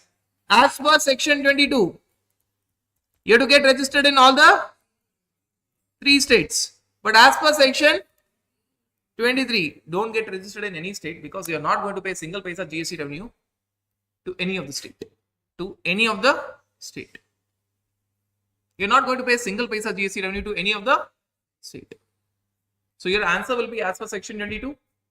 Your actual aggregate turnover 55 lakhs has crossed the threshold limit of 40 lakhs. How we got 40 lakhs? We know the flow now. Therefore, you have to get registered in all the 3 states. But section 23 tells that if in a state you are dealing only with exempt supply or non-taxable supply, you need not get registered. In this case, in all the states, you are dealing only with exempt supply, non-taxable supply. No state you are going to give any GST revenue. 23 tells that don't get registered anywhere. See, 23 gives relaxation for each state independently. In the previous point, when I said that in Tamil Nadu, nothing, then you are registered only in Tamil Nadu. You are not registered in Telangana, Tripura. So it could normally the questions are asked in this manner. The point here is when it is all about registration, you have to decide whether you are going to pay or not. Then 23 will tell that not to get registered. When you are going to get registered, whether it is a lower limit state or a higher limit state is not relevant. Whether it is Telangana or Tripura or Tamil Nadu is not relevant. If you are not going to pay GST revenue in a state, no need to register in that state. Section 23. Section 23. But that is the second step. So first step is aggregate turnover, pan India. Pan India, it may be 40, 20, 10. When it is 40, when it is 20, when it is 10, I have explained with lot of flows, making changes in the example. Normally, if you are dealing with higher limit state and lower limit state, you will go with lower limit. But if that lower limit state is not being affected, which means it is not going to get any revenue, you can go back to higher state. And that is pan India. Once you get that pan India limit, compare with actual aggregate turnover, add all the turnovers. When you see that turnovers being more than the limit, you have to get registered. When you have to get registered, you have to get registered in all the states. But if in a scenario, you are not going to pay GST revenue to any particular state, 23 tells that no need of getting registered in that state. In other state, you get registered, but in that state, no need to get registered. This is some answer example. Now you see that obviously a question in every exam paper about your registration. And IC have gone to the extent of asking 2-3 states. 3 states is very common. Obviously, they have not gone to the extent of 4 states because when you know for 2 states, 3 states, you can apply the same for even 5 states, 10 states. The same logic holds good. So IC have gone to the extent of asking questions based on 3 states, which is very basic and simple question. But remember 2 steps. What is step number 1? Fixing the threshold limit for registration. Fixing the threshold limit for registration. Is it state wise or pan India wise? It is pan India wise. And there is a flow 40, 20, 10. You have to decide when it is 40, when it is 20, when it is 10, when to come back again, when to come up again. Normally, if it is higher and lower, you will go to lower, but you can come back to higher if the lower state is not affected. Second step is taking registration. If you cross the limit, you have to take registration. Normally in all the states, but if in a state you are not going to pay any GST revenue, section 23 tells that no need to pay, no need to get registered, no need to get registered. So registration is state wise. Checking the limit is pan India wise, but taking registration is state wise. Taking registration is state wise. That's everything about your threshold limit for registration. Composition scheme is discussed entirely in section 10. Section 10. Now, when you talk about your composition scheme, it is a simplified scheme. It is a simplified scheme. The scheme is simplified because not everyone will be able to comply with complicated provisions of GST law. If your turnover is very small, don't take registration. If it is a bit bigger, you can go for composition scheme. You can go for composition scheme. Now, please understand that there are certain advantages versus disadvantages when you talk about composition scheme. Advantages versus disadvantages. So, when you talk about the advantages, if I were to write composition scheme versus regular scheme, rather I will write it ulta, regular scheme versus composition scheme. Now, let us talk about the advantages. The advantages of your composition scheme. The advantages of your composition scheme, that it is a simplified form of calculation. The calculations and the rates are lesser. Right. Main advantage, what you see here.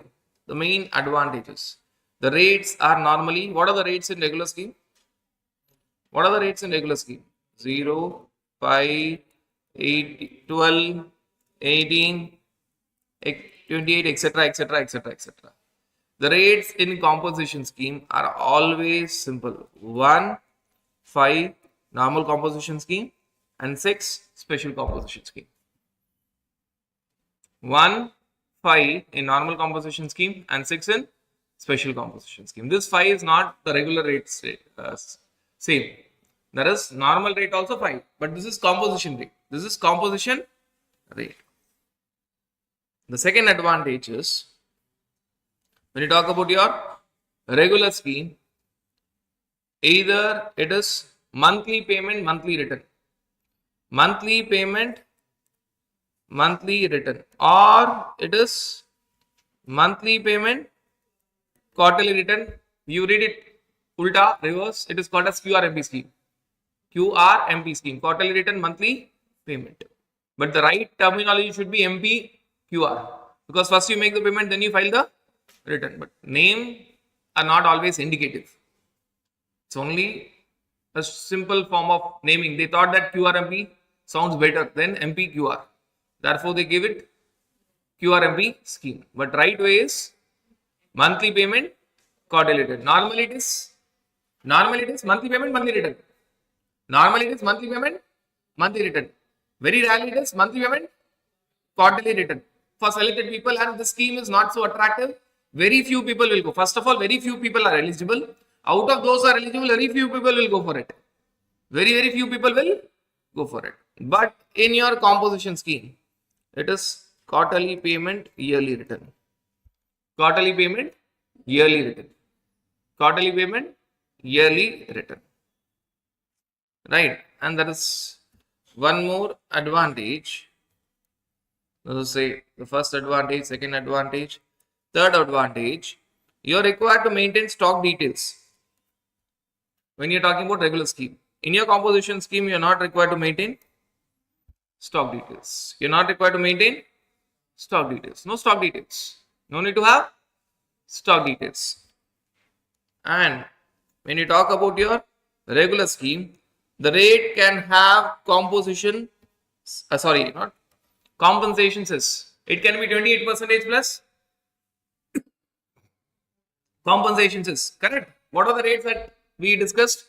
0, 5, 12, 18, 28, 28% plus compensation cess, etc., etc. Correct? Correct. So that's a possibility of compensation cess. Here, whatever is the rate, whether the rate of the item is 0, 5, 12, 18, 28, 28 plus cess, forget about everything. You are going to pay 1, 5 or 6. So obviously compensation cess is ruled out. You're going to pay simplified rate. You're going to pay simplified. You ignore the actual rate of tax. Whatever is the actual rate of tax in your, supposing you're going to a general merchant shop where they're dealing with thousands of items. It is very difficult for him to find out what is the rate on which item. For them, this is very attractive. They'll either pay 1%, normally it is 1%, 5% is for restaurant, outdoor catering, so that is very special. 6% is special composition scheme, very special. So normally it is, so whatever is the rate, item may have 0 or 5 or 12 or 18 or 28% or 28% plus compensation says etc. etc. etc. What are you going to pay under composition scheme? 1 normally, 5 is restaurant, outdoor catering, and 6 is special composition scheme. Are we clear with the advantages? These are all the advantages of composition scheme. These are the differences, but advantages. So we are seeing the differences as well as the advantages together. Likewise, there are certain disadvantages.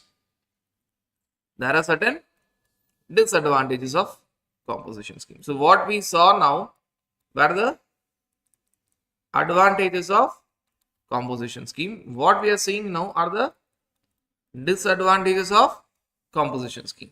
When you talk about your regular scheme, we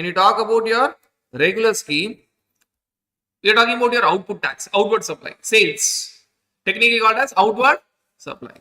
What you will do when you talk about your output tax, you are going to collect and pay, correct? You don't pay from your pocket. Basics of indirect taxation. You collect and pay to the government. You collect and pay to the government. You collect and pay to the government. Whether it is 5%, 12%, 18%, 28% or 28% plus compensation says you collect and pay to the government. But when you talk about your composition tax, you cannot collect from the customer. You have to pay from your pocket.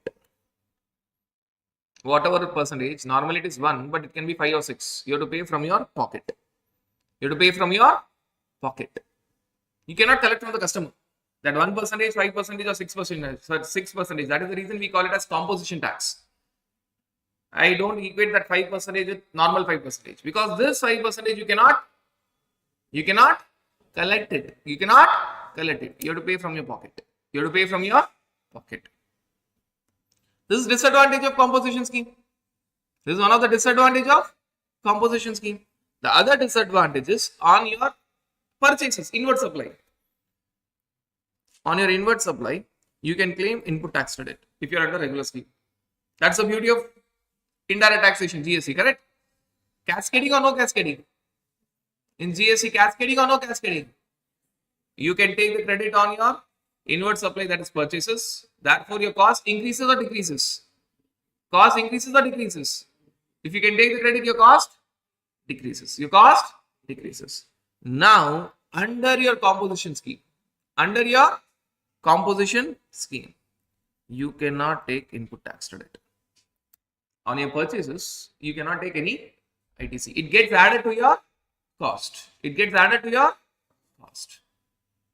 going to get added to your cost.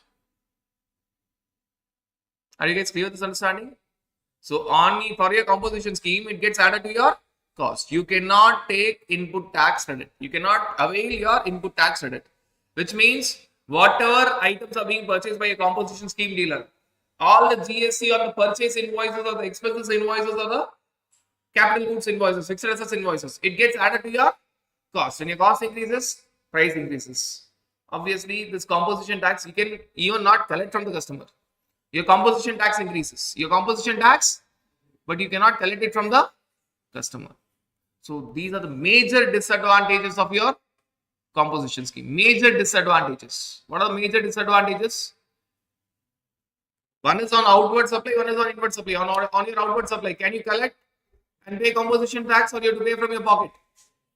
You have to pay from your, it is against the principle of indirect taxation, correct? You have to pay from your pocket. Second, on your inward supply, can you take credit or no credit? Can you take credit or no credit? You cannot take credit. Again, it is against the principle of indirect taxation that you can take credit. So in composition scheme, government gives you something and takes away the important aspects. So it tells that you cannot collect tax, but you have to pay from your pocket. This is on your sales, outward supply. On your purchases, that is inward supply. You cannot claim input tax credit. You cannot claim input tax credit. These are the advantages versus disadvantages of your composition scheme. So this makes your job very simple when you're seeing various concepts of composition scheme. Very, very simple job. You're comparing regular scheme with composition scheme.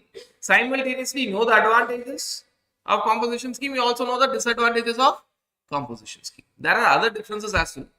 But these are the differences we'll now walk through. These are the major points. Are they the only advantages and disadvantages? No. There are other differences as well. Like when you're talking about composition scheme, regular scheme dealer will give you tax invoice. But a composition scheme dealer will give you bill of supply. A normal person, regular scheme dealer will give you tax invoice. Regular scheme person will give you, regular scheme person, what are the rates of taxes which will be there? 0, 5, 12, 18, 28, 28 plus compensation says, etc., etc. For 0%, he'll give bill of supply because there is no tax. 0%, there is no tax, he'll give bill of supply. For all others, 5, 12, 18, 28, 28 plus, etc., etc., where there is a tax, he'll give tax invoice. A composition scheme dealer always will give. Why? He cannot collect tax. Why? When he cannot collect tax, can he write that composition tax on his invoice? Though he is paying 1%, 5% or 6%, can he mention that on his bill of supply? No. So he has to mention, he has to give bill of supply, and on that bill of supply he'll write, I am a composition taxable person, I cannot collect tax. So on the bill of supply, whether there will be any tax? No. On the bill of supply, whether there will be any tax? A composition scheme dealer is going to pay 1, 5 or 6%, but he cannot collect any tax. And when he cannot collect any tax, what is the document that he'll give? He'll give bill of supply. He'll write on this particular bill of supply telling that I am a composition taxable person, I cannot collect tax. A regular scheme dealer will give what document? Normally tax invoice 5, 12, 18, 28, 28 plus compensation says, etc., etc. But if it is 0%, why? Because there is no tax. A composition scheme dealer will always pay 1, 5 or 6, but he'll always give because he cannot collect tax. He cannot write tax on the invoice. He cannot collect tax means he cannot write tax on the bill of supply. Secondly, a composition taxable person should display on all the signboards, whether it has principal place of business, that is head office, or additional place of business, that is branches, godowns, etc. In all the name boards, right, he has mentioned the fact that he is a composition taxable person, so that he is giving an indication to the customers that when you are entering the shop, you are entering the shop of a composition taxable person. You are entering the shop of a composition taxable person. So on all the signboards, he has to mention the fact that he is a composition taxable person, not only at his principal place of business, but also at all the additional place of businesses. If you are under regular scheme, no need, you just write your name and GST number. If you are under composition scheme, you write the name, GST number, also mention the fact that you are a composition taxable person. Composition taxable person. Right. Now, other aspects, and the main aspect, when it is what limit? Like for your registration, very small person, there's a limit of 40 lakhs, 20 lakhs and 10 lakhs. Under composition scheme, there's a limit of 150 lakhs, 75 lakhs and 50 lakhs. 150, 75 and 50. 150 lakhs, 75 lakhs and 50 lakhs. Now, a similar story that was discussed for very small dealers, we'll discuss it again. Now, what you need to understand is, when you're talking about apni politics can be summarized into three things in India. What is that?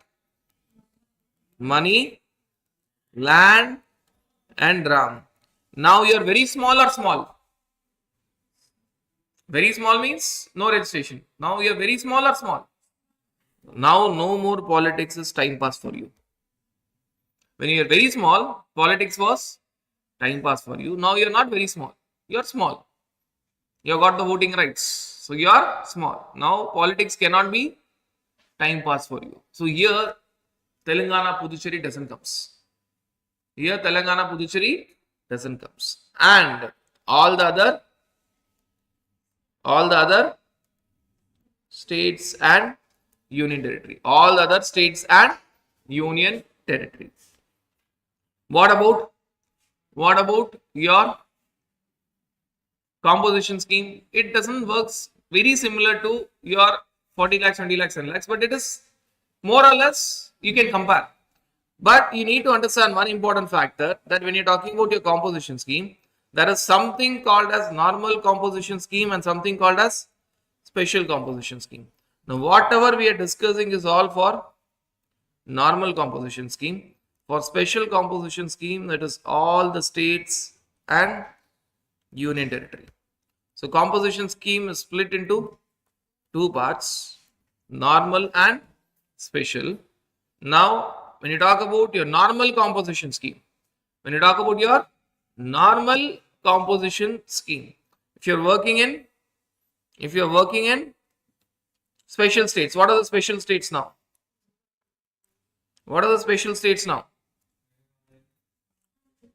Arunachal Pradesh. The AP stands for Arunachal Pradesh, northeastern state, right? All the states are northeastern states. Arunachal Pradesh, Sikkim, Uttarakhand, Meghalaya, Tripura, Manipur, Nagaland, Mizoram. Wait. Telangana and Puducherry will come in other states. Now you are not very small, you are small, so Telangana and Puducherry will come in other states. When you are talking about other states, other than these special states, the limit is 150 lakhs. When you are talking about special states, Arunachal Pradesh, Sikkim, Uttarakhand, Meghalaya, Tripura, Manipur, Nagaland, Mizoram, the limit is 75 lakhs. And when you're talking about special composition scheme, in special composition scheme, whatever states you are, you may be in any state, the limit is 50 lakhs. The limit is 50 lakhs. Are you guys clear with this understanding? We have just improvised the story. Now in composition scheme, there is normal and special. In normal composition scheme, it was the same story, but now you're not very small, you're small. So now politics cannot be time pass. So remove time pass. Remove TP. Telangana, Puducherry will come in general category. And general category, what is the limit? 150 lakhs. And what is the limit for special category? 75 lakhs. This is normal composition scheme. If you are under special composition scheme, any state, be it any state, it is 50 lakhs. Now one doubt will come, so when it is normal, when it is special, correct? This doubt should run in your mind, when it is normal and when it is special. Because the limit is separate for normal composition scheme, the limit is separate for special composition scheme. You should be very clear when it is normal and when it is special. Now, normal composition scheme, if you want to put in a very simple way, it is applicable for goods sector and one category which is service, restaurant and outdoor catering sector. So, service only restaurant and outdoor catering sector. Goods and restaurant and outdoor catering. Special composition scheme is applicable when other sectors, correct? If you're not covered in normal composition scheme, other cases, correct? If you're not covered in normal composition scheme, when I write other cases, I'm telling that you are not eligible for normal composition scheme. You're not fitting in normal composition scheme. So why so complicated? You could have written that it is all services other than restaurant and outdoor catering, correct? But that's not the reality. You cannot write in this way, because in your normal composition scheme, can you have services? Yes, you can have services. Along with goods sector or restaurant outdoor catering sector, you can have other services to a small extent. This should not be the main thing. What should be the main thing? Goods or restaurant outdoor catering. That should be your main thing. But you can have a small portion of other services. You can have a small portion of, which means along with goods, you can have small commission. Along with goods, you can provide some brand services. Right? You can have small service sector. Along with restaurant outdoor catering, you can have other small services. Other small technical services. You can have it, but there's a limit. What is that limit? that limit for other small services is 10% of previous year state turnover or 5 lakhs, whichever is not lower, whichever is higher. That other small services can be up to this amount. What is that other small services? How much you can have? 10% of, if your previous year state turnover is 7 lakhs. If your previous year state turnover was just 7 lakhs, very small amount. 70,000 or 5 lakhs, whichever is. If your previous year state turnover is, say, 80 lakhs. So 10% of previous year state turnover is what? 10% of 80 lakhs is 8 lakhs. Or whichever is, which means till this limit you can have service. In the previous example, 5 lakhs. In this example, 8 lakhs. Minimum 5 lakhs you can always have. Correct? When I tell whichever is higher, minimum 5 lakhs you can always have. You can have that service limit. If your service is crossing that amount, get outside normal composition scheme. You are not eligible for normal composition scheme. You will go for special composition scheme. You will go for special composition scheme. Are you guys clear with this understanding? Only when you are not eligible for normal composition scheme, you will think of special composition scheme. Now let us take random states, what you are doing, and see whether you are able to capture the limit. Tamil Nadu goods sector. Louder. Tamil Nadu goods means straight away normal composition scheme 1,50,000. Jammu restaurant sector. So clear cut, it is 1,50,000. Right? If at all I am talking about Tripura goods sector. 75 lakhs. Manipur outdoor catering sector. 75 lakhs. Meghalaya service sector. Meghalaya only service. When I tell service other than restaurant outdoor catering. Louder. Now you change your answer, 50 lakhs. Maharashtra only service. Quickly evaluate it. I have answers in front of you. So Maharashtra only service. Goa only service. Bihar goods and restaurant outdoor catering sector. Goods is there, also restaurant is there. Bihar goods plus restaurant. 1,50,000. Arunachal Pradesh only service sector. When I tell service other than restaurant outdoor catering. Arunachal Pradesh only service. 50 lakhs. Arunachal Pradesh only goods sector. It is 75 lakhs. Is it clear? Now let us bring some spice to it. Now, if at all I am talking about Delhi, majorly goods with small service within the limit.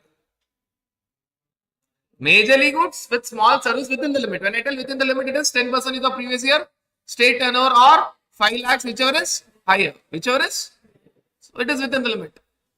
Goods plus service within the limit. Delhi, goods plus service within the limit. 1,50,000.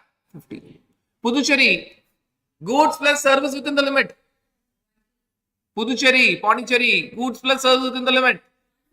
Again, it is 1,50,000. Sikkim, restaurant sector plus other service within the limit. Sikkim, restaurant plus other services within the limit. 75 lakhs. It is 75 lakhs. Uttarakhand, goods plus service, but service is more. Louder. Uttarakhand, goods plus service, but service is more. Major part. Done. This is how you have to see the limit.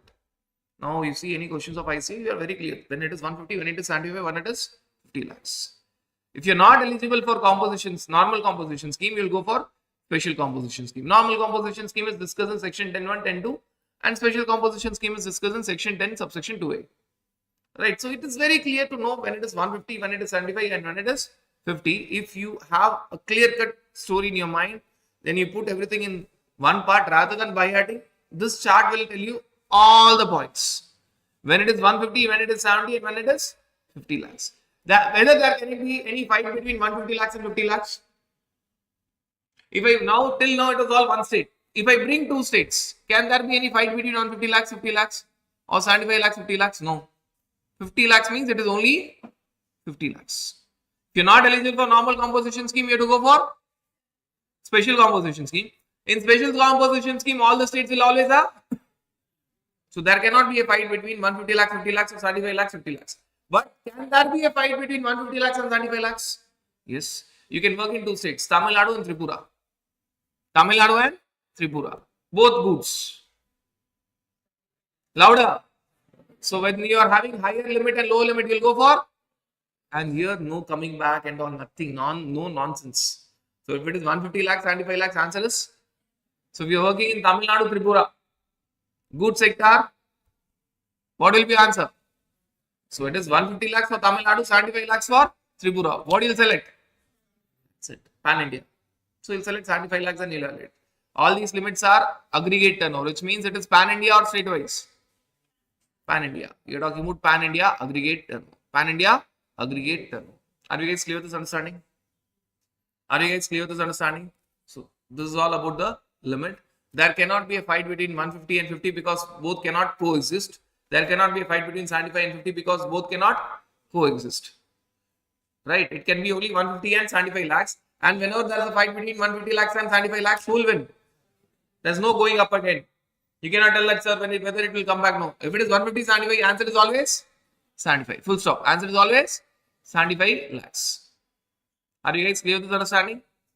So this is all about the limit of 150, 75 lakhs and 50 lakhs. 150, 75 lakhs and your 50 lakhs. About your composition scheme. I repeat, you will think of special composition scheme only if you're not eligible for.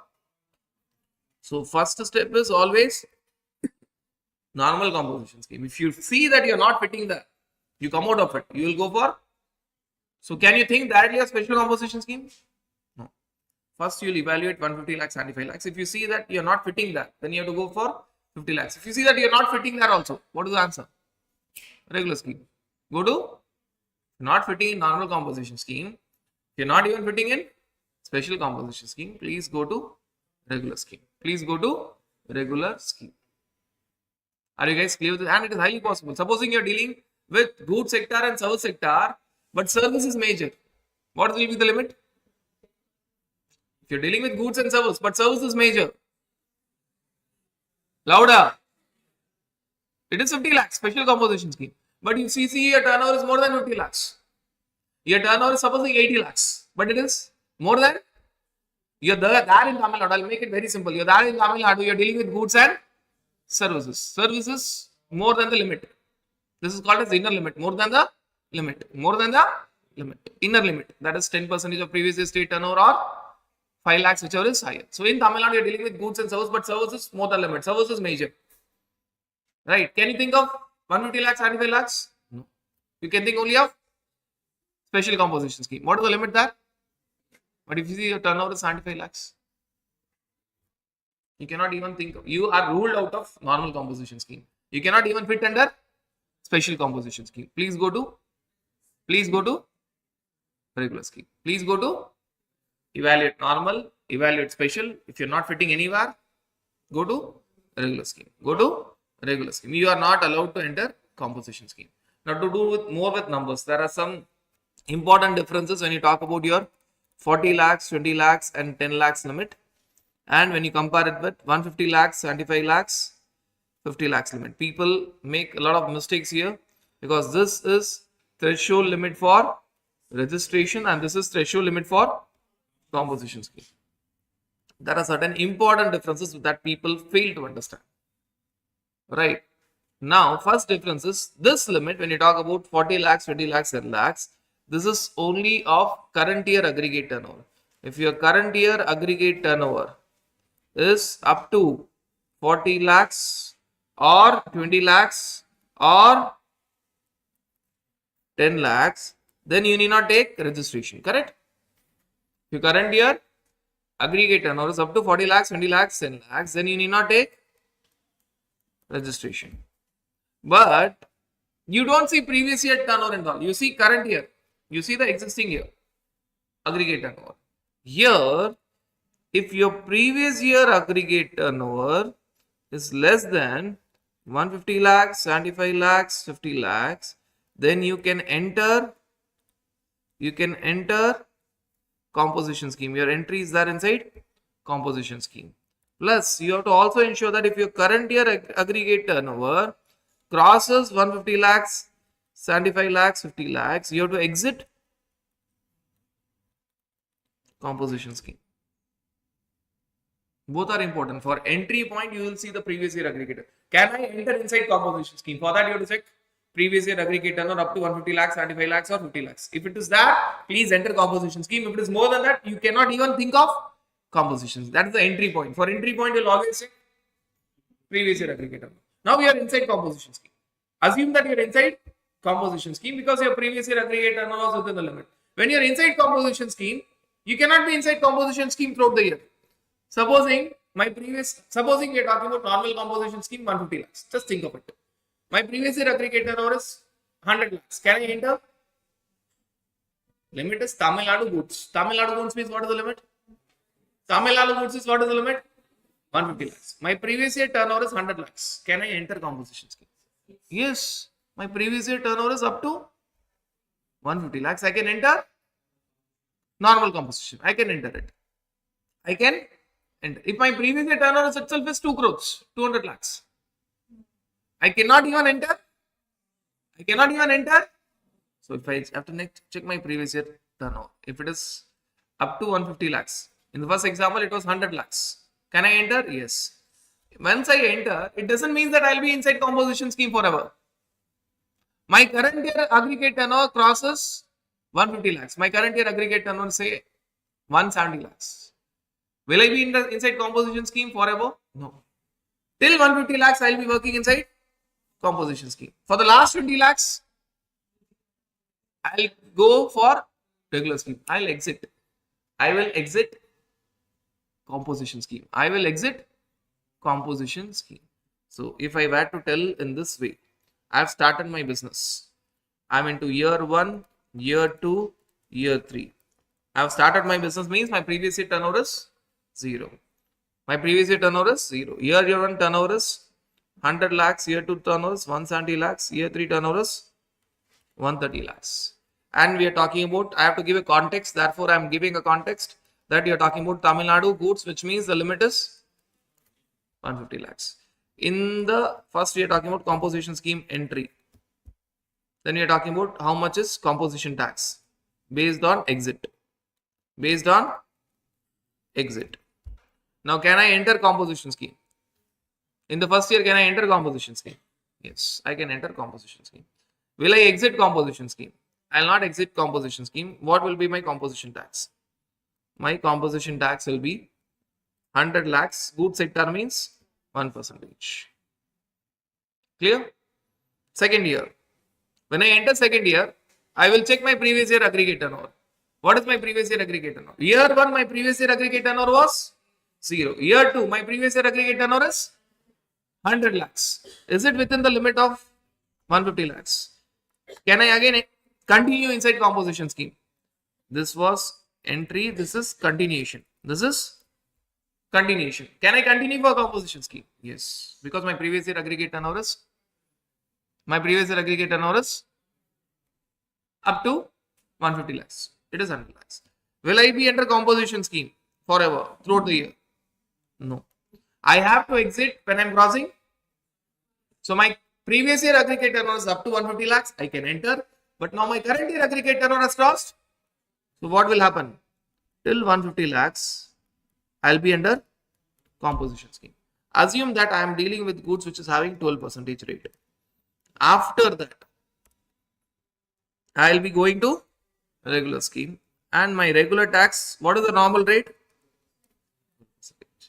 I have to exit composition scheme the moment I cross 150 lakhs, and thereafter I have to pay regular tax. Everything will apply. Normal things will apply. I have to give tax invoice, I can collect tax, I can claim input tax credit, etc. Because now I am under regular scheme.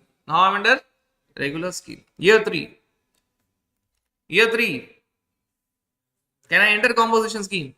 When I see my year 3, my previous year aggregate turnover is 170 lakhs. Can I enter? I've already exited. Can I again enter? No. This year I cannot enter. Why? My previous year aggregate turnover is 170 lakhs. Now if I cannot enter, I'll only pay regular tax. How much? 130 lakhs multiplied by 12%. Year 4. I'm not writing it, but year 4. When I go for year 4, can I enter composition scheme again in year 4? Yes. But this will be new entry. It is not continuation. This will be simple. It is a yearly check.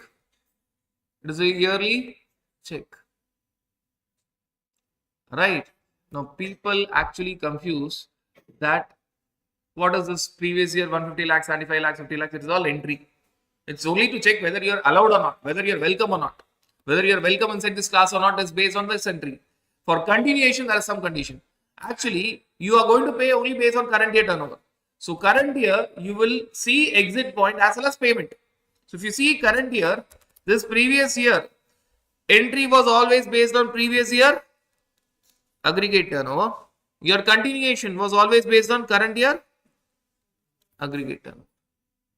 Current year aggregate turnover.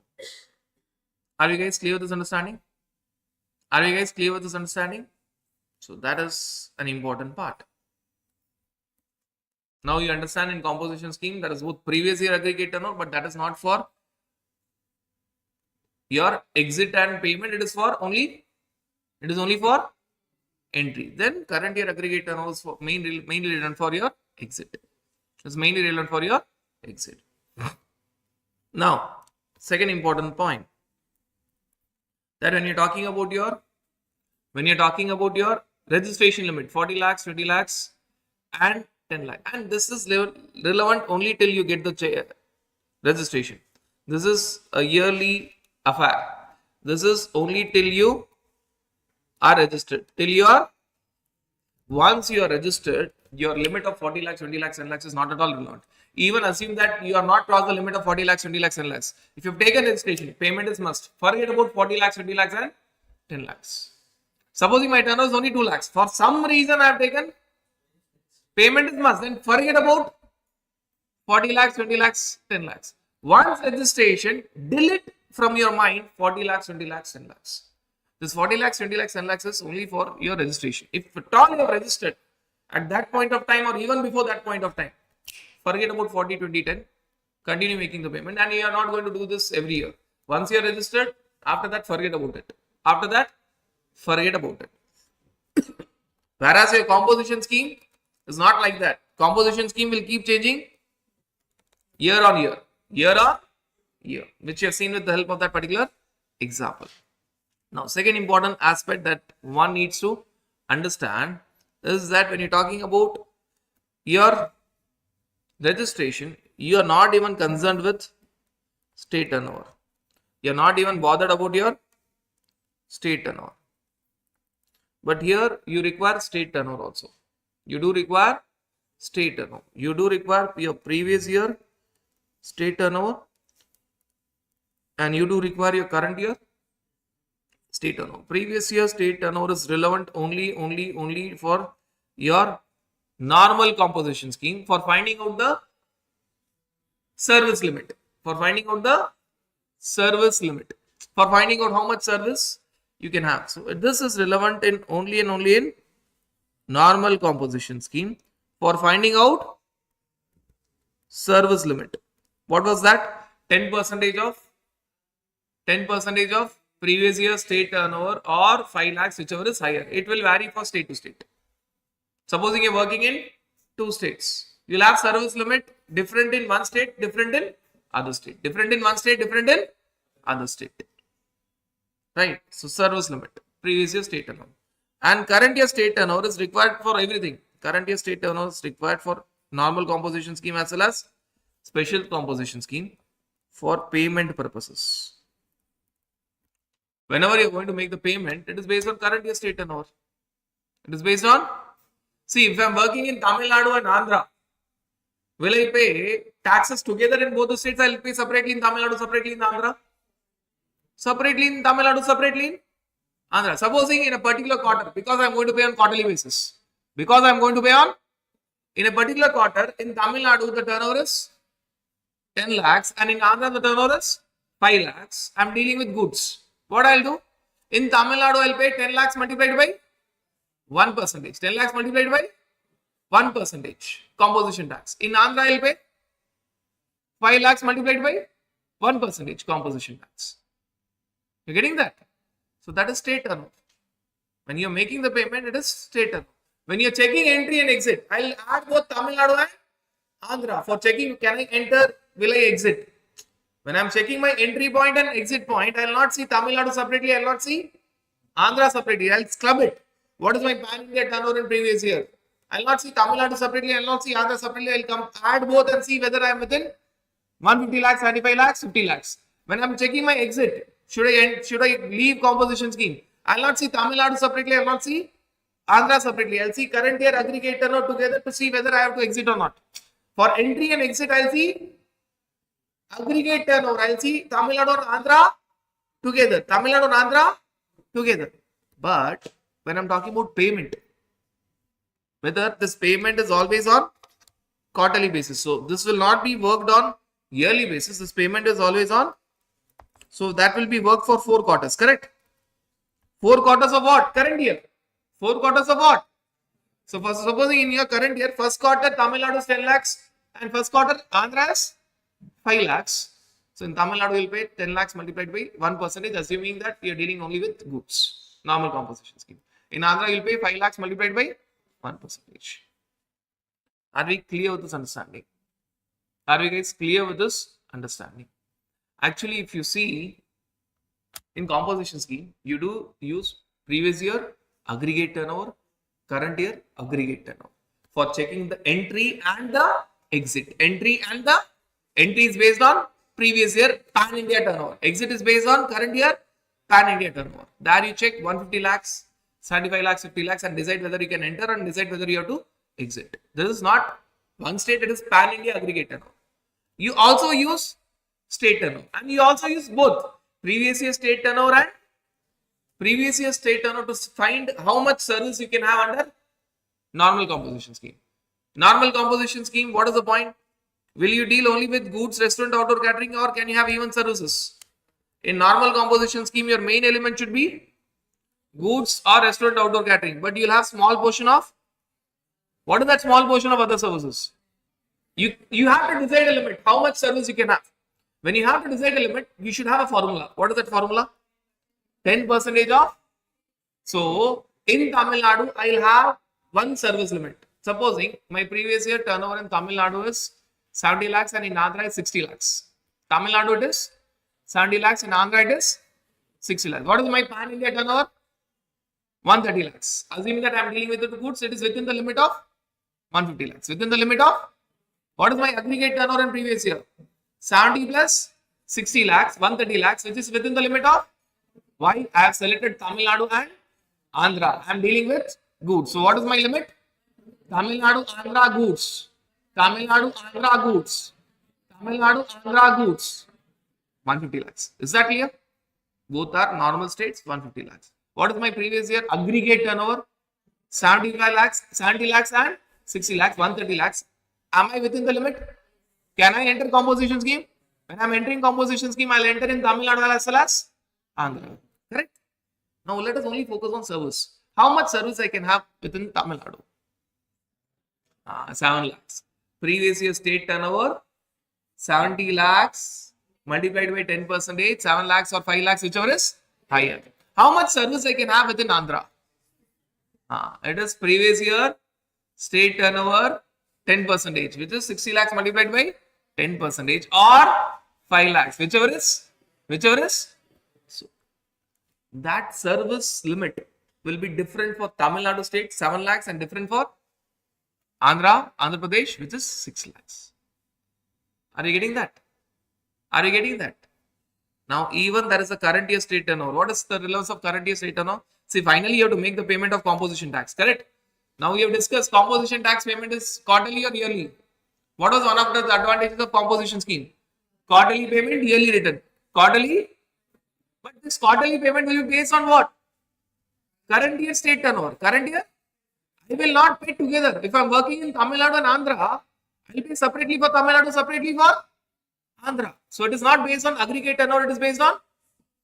So in a particular quarter, if my turnover in Tamil Nadu is 10 lakhs, and particular same quarter turnover in Andhra is 5 lakhs, in Tamil Nadu I will pay how much? 10 lakhs multiplied by 1%. In Andhra I will pay 5 lakhs multiplied by 1%. You find all the types of turnover, but for different purposes. If you don't clarify or if you don't have clarity in your mind when it is what turnover, you'll mix everything. Then you don't know when to use previous year aggregate turnover, when to use current year aggregate turnover, when suddenly that is previous year state turnover, when suddenly that is current year quarterly state turnover, because you will pay 4 quarters, correct? Current year quarterly state turnover. Everything is for a different purpose. Everything is for a, and I'll make your life very simple. Whenever there is a concept, condition, you can do this or you cannot do that. Whether you can do this or not, it is always based on aggregate turnover, pan India turnover. And whenever there's a calculation, finding a number, it is always based on state turnover. I'm not talking about previous year, current year. It is always based on state turnover. Finding out the number, that this is a number, this is a limit. It is always based on. So late fees calculation will be based on state turnover. It is always based on.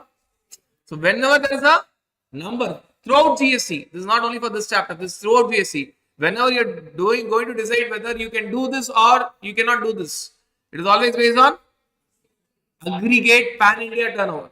Whenever it is finding a number, this is the amount. It is always based on state turnover. It is always based on state turnover. Are you guys clear with these differences? Are you guys clear with these differences? Now one last difference, which is again very crucial. When you talk about interest on loans, interest on loan is one of the exempt supply, correct? 0%. 0%. Interest on loan is counted. Aggregate turnover includes exempt supply. Exempt supply includes interest on loan. So interest on loan is counted in the limit of 40 lakhs, 20 lakhs and lakhs. You will count it. Sir, but we have seen something special about interest on loan 40 lakhs. Yes, what was the special point? Normally, goods plus service means you will not allow 40 lakhs in certain normal states. But if it is goods plus interest on loan, you can still enjoy 40 lakhs. But will you count interest on loan in that 40 lakhs? Yes. You will count it. Because aggregate turnover includes exempt supply. Exempt supply includes interest on loan. One of the exempt supply is interest on loan. But interest on loan, there is only one calculation which is not at all counted. Interest on loan, which is one of the exempt supply, will not be counted throughout your composition scheme. Treat it as not at all that. I'll give an example to see one point so that you have a clarity. Supposing I am working in Tamil Nadu, right? Just the entry point. I am dealing with goods and I have interest on loan. Goods plus interest on loan. Tamil Nadu goods, majorly goods means what is the limit? Tamil Nadu goods, what is the limit? Tamil Nadu, I'm talking about composition scheme. Tamil Nadu goods. Now, understand this. My previous year aggregate turnover is 165 lakhs. 165 lakhs. Out of which 145 lakhs is goods and 20 lakhs is interest on loan. I'm giving the breakup. 145 lakhs, goods and 20 lakhs. Now what to do? If I see on an outer basis, I'm not eligible for. Why? My previous year aggregate turnover is 165 lakhs. But in composition scheme, it is said that remove interest on loan. Don't even count interest on loan. So if I remove interest on loan, what is my previous year aggregate turnover? Louder. Can I enter composition scheme? And by the way, this is not only for entry. When I tell interest on loan is not at all counted, this is only an example. It is for entry, exit, inner limit, payment. I will not count interest on loan throughout composition scheme. I will not include in previous year aggregate turnover. I will not include in Current year aggregate turnover for exit purposes, I will not include in previous year state turnover for finding the inner limit for services in normal composition scheme. I will not include in current year state turnover for payment purposes. I will not include interest on loan, and ICA plays with it. It will give interest on loan, remove it. You remove it. You treat the question as if interest on loan is not that. You change the numbers accordingly. If the question is 165 lakhs including interest on loan 20 lakhs, you make it 145 lakhs. If the question is 145 lakhs goods, 20 lakhs interest on loan, you focus only on 145 lakhs. You remove interest on loan for all purposes, for not only for entry. Just because I have given an example of entry, don't only restrict to that. You remove interest on loan. Supposing my current year aggregate turnover is crossing 150 lakhs. But when I am touching 150 lakhs, 135 lakhs is goods and 15 lakhs is interest. Did I cross 150 lakhs? No, I did not cross 150 lakhs because when I touch 150 lakhs, 135 lakhs is goods, 15 lakhs is remove it. Still I have balance 15 lakhs for goods. You remove it.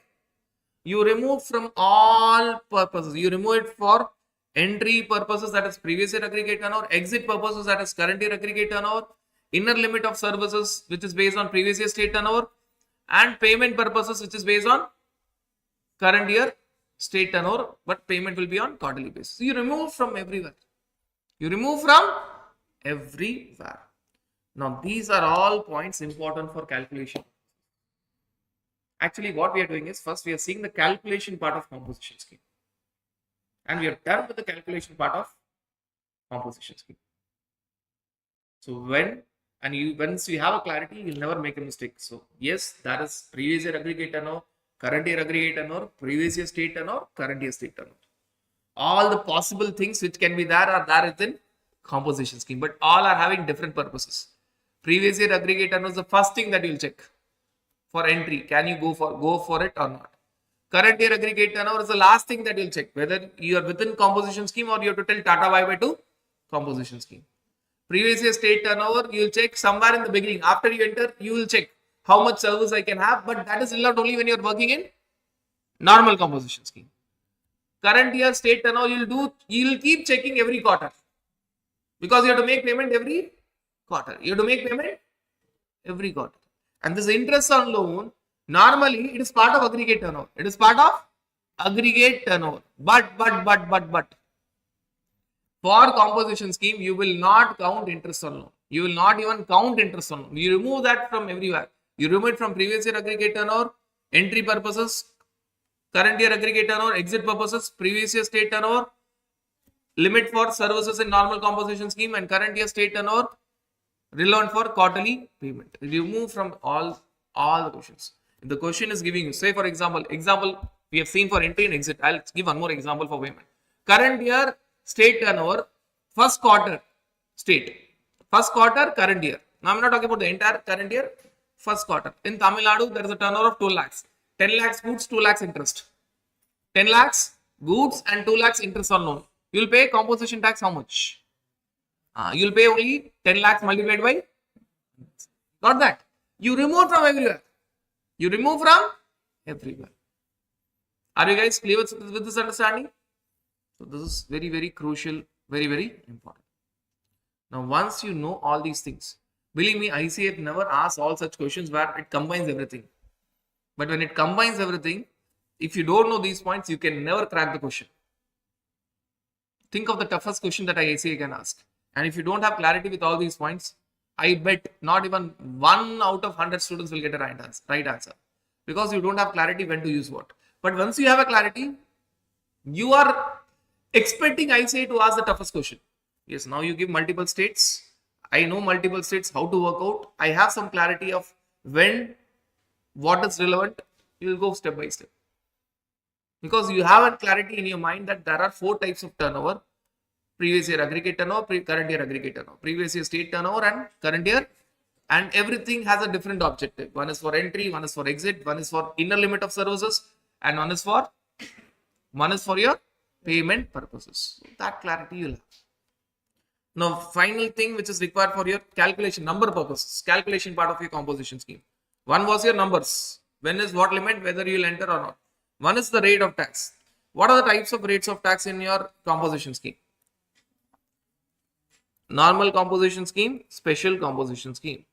Now, in normal composition scheme, you talk about goods, you talk about restaurant, outdoor catering services. And in special composition scheme, I will not write services, I will write other cases. If you are not covered in normal composition scheme, because it can be services with goods also. Services being the major portion. Services being the major portion.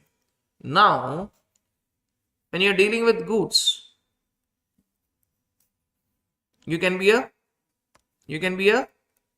trader or you can be a manufacturer. Right. Now, what is the rate of tax that you are going to pay? For goods sector, till now, what was understanding? Louder. Goods sector, normal composition scheme. Goods sector, normal composition scheme. 1%, 1%. Be it trader, be it manufacturer. Restaurant, outdoor catering sector. Special composition scheme. Clear? Clear? And when I tell goods, it can have other, so the same rate will apply. Correct? When I tell restaurant sector, you can have restaurant with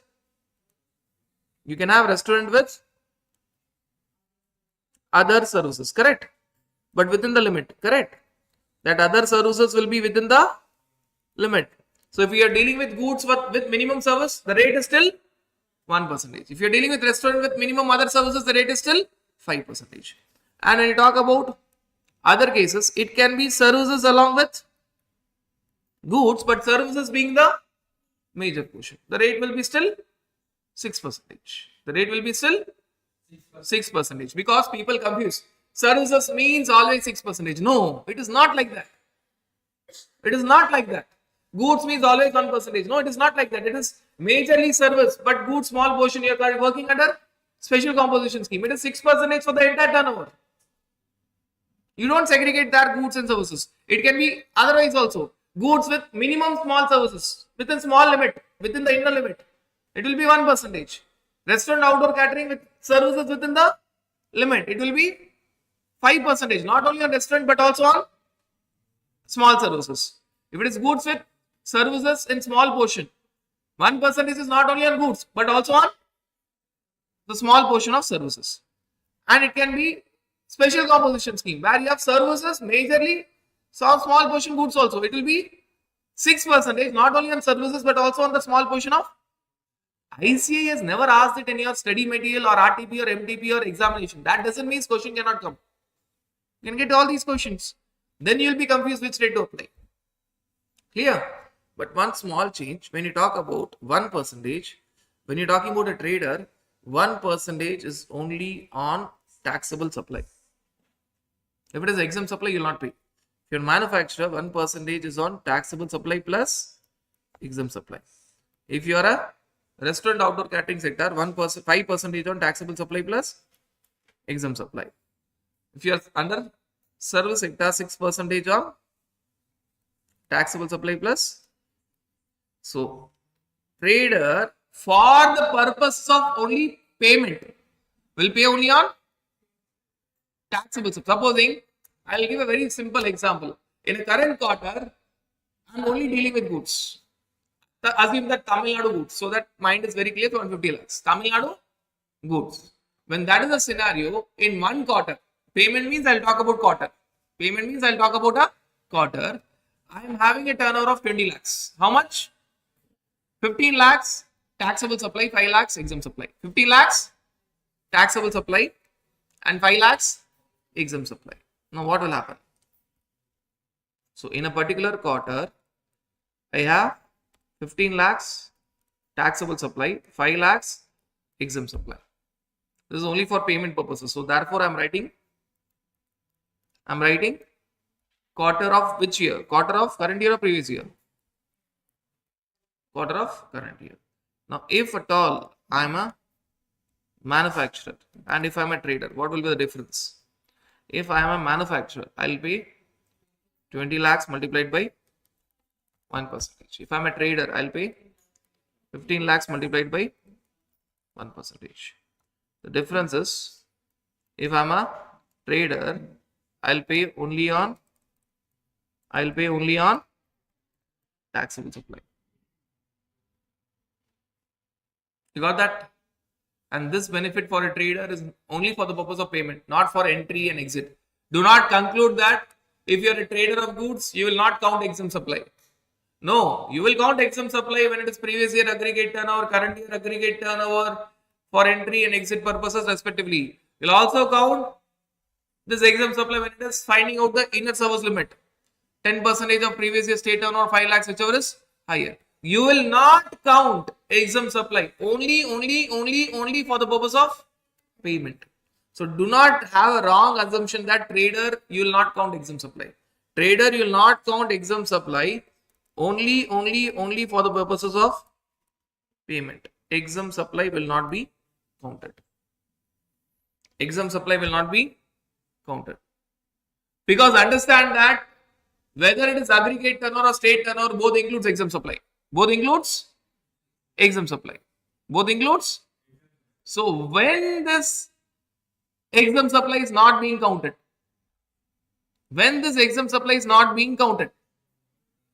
please do focus. I can see you guys, right? When this exempt supply is not being counted, only for the purpose, limited purposes of payment, that too only for a trader. So don't have a wrong assumption that for trader, we will not count exempt supply throughout composition scheme. No, you count exempt supply throughout composition scheme. You check at the time of entry, aggregate turnover previous year, you count exempt supply. Aggregate turnover current year, exit, you count exempt supply. Inner limit for services, normal composition scheme, which is based on previous year state turnover, you count exempt supply. Only one place where you don't count exempt supply. See, there's a difference. People confuse this with interest on loan. Interest on loan is only one of the exempt supply. Because if I don't tell this, your mind is still stuck at interest on loan. I do know it. From experience, I do know. Your mind is still stuck at, so we have already seen it. No. There are hundreds and hundreds of exempt supply, out of which one of the exempt supply is interest on loan. That interest on loan is not counted anywhere in composition scheme. And that is not counted anywhere in composition scheme for all the persons. Be it a trader, be it a manufacturer, be it a restaurant, outdoor catering, or be it special composition scheme. Correct? So that is not counted anywhere in composition scheme for all the persons. We are not talking about interest on loan now. Because interest on loan is anyways not counted anywhere inside composition scheme for any person. Interest on loan not counted in composition scheme for all types of turnover, for all types of persons. For all types of turnover, for all types of persons. But that is only one small example of exempt supply. Now we are not talking about interest on loan, we are talking about other exempt supplies. I can be a trader within small shop, I have hundreds of items. Few items are 5%, few are at 12, few are at 18, etc. We are talking about the other exempt supplies. We are not even talking about interest on loan, is already discussed. We are talking about other exempt supplies. Other exempt supplies is not counted only for a trader. Only for a trader. That too only for payment. That too only for, you look at this way. Interest on loan is also exempt supply. Not counted for every type of persons throughout composition scheme, for every types of turnover. For every types of. But this exempt supply, what we are discussing, is not counted only for a trader. That too only when you are calculating the payment. Calculating the payment. See, this extra caution in all these wordings is to remove your doubts from your mind and to make sure that when questions are asked, you don't mix and make a khichdi. Otherwise, for sure, if this is not being said, you will make a khichdi out of it and you don't know when to use what. What we have done is make sure that, yes, there is a khichdi which is in front of you. You know what all ingredients are there at what point of time. So that clarity you do have. So what are the rates? Now it's very clear. What are the rates is now very clear. So right from the beginning we are discussing 1, 5, 6. Correct? Now you clearly know when it is 1, when it is 5, when it is 6. Then why to differentiate trader and manufacturer? Two reasons. Actually, the rate for a manufacturer, the highest rate possible for a Manufacturer is, but as of now, notified rate is, for a trader it is 1.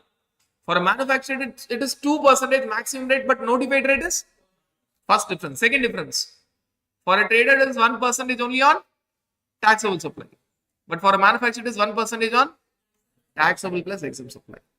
Throughout your GST law, you don't differentiate a trader and a manufacturer. The only place where you differentiate trader and manufacturer is composition scheme, and there are two differences. What are the two differences? One is rate. Trader is simple one. Manufacturer is maximum 2. Notified is 1. For your exam, it is 1. Trader will pay 1% on taxable supply only, not on exempt supply. Manufacturer will pay 1% on, which you have understood with this example. That is everything about your calculation part. Everything about your calculation part. There's one more area where you will focus on manufacturer trader, that we'll see. So there are two differences which you have seen. One more difference we'll be seeing now. Now everything about your composition scheme, the entire calculation part. If I were to put a tick mark for what all we have discussed. We have discussed this entire last page, all the complicated portion we have completed. We have discussed this initial page, we have completed. The second page of this chapter, major portion. Small theoretical portion, conceptual portion is left out. That small portion we are trying to focus on. That small area is left out. Now what is that small area? Other conditions. What is the condition for you to enter composition scheme? Previous year conditions, current year restrictions. Tell me what all you have discussed with previous year conditions and current year restrictions. Previous year conditions and current year restrictions. If you want to enter inside composition scheme, your previous year aggregate turnover should be up to 150 lakhs, 75 lakhs, 50 lakhs. Current year restriction, your current year aggregate turnover should be up to 150 lakhs, 75 lakhs, 50 lakhs. Otherwise, you will exit.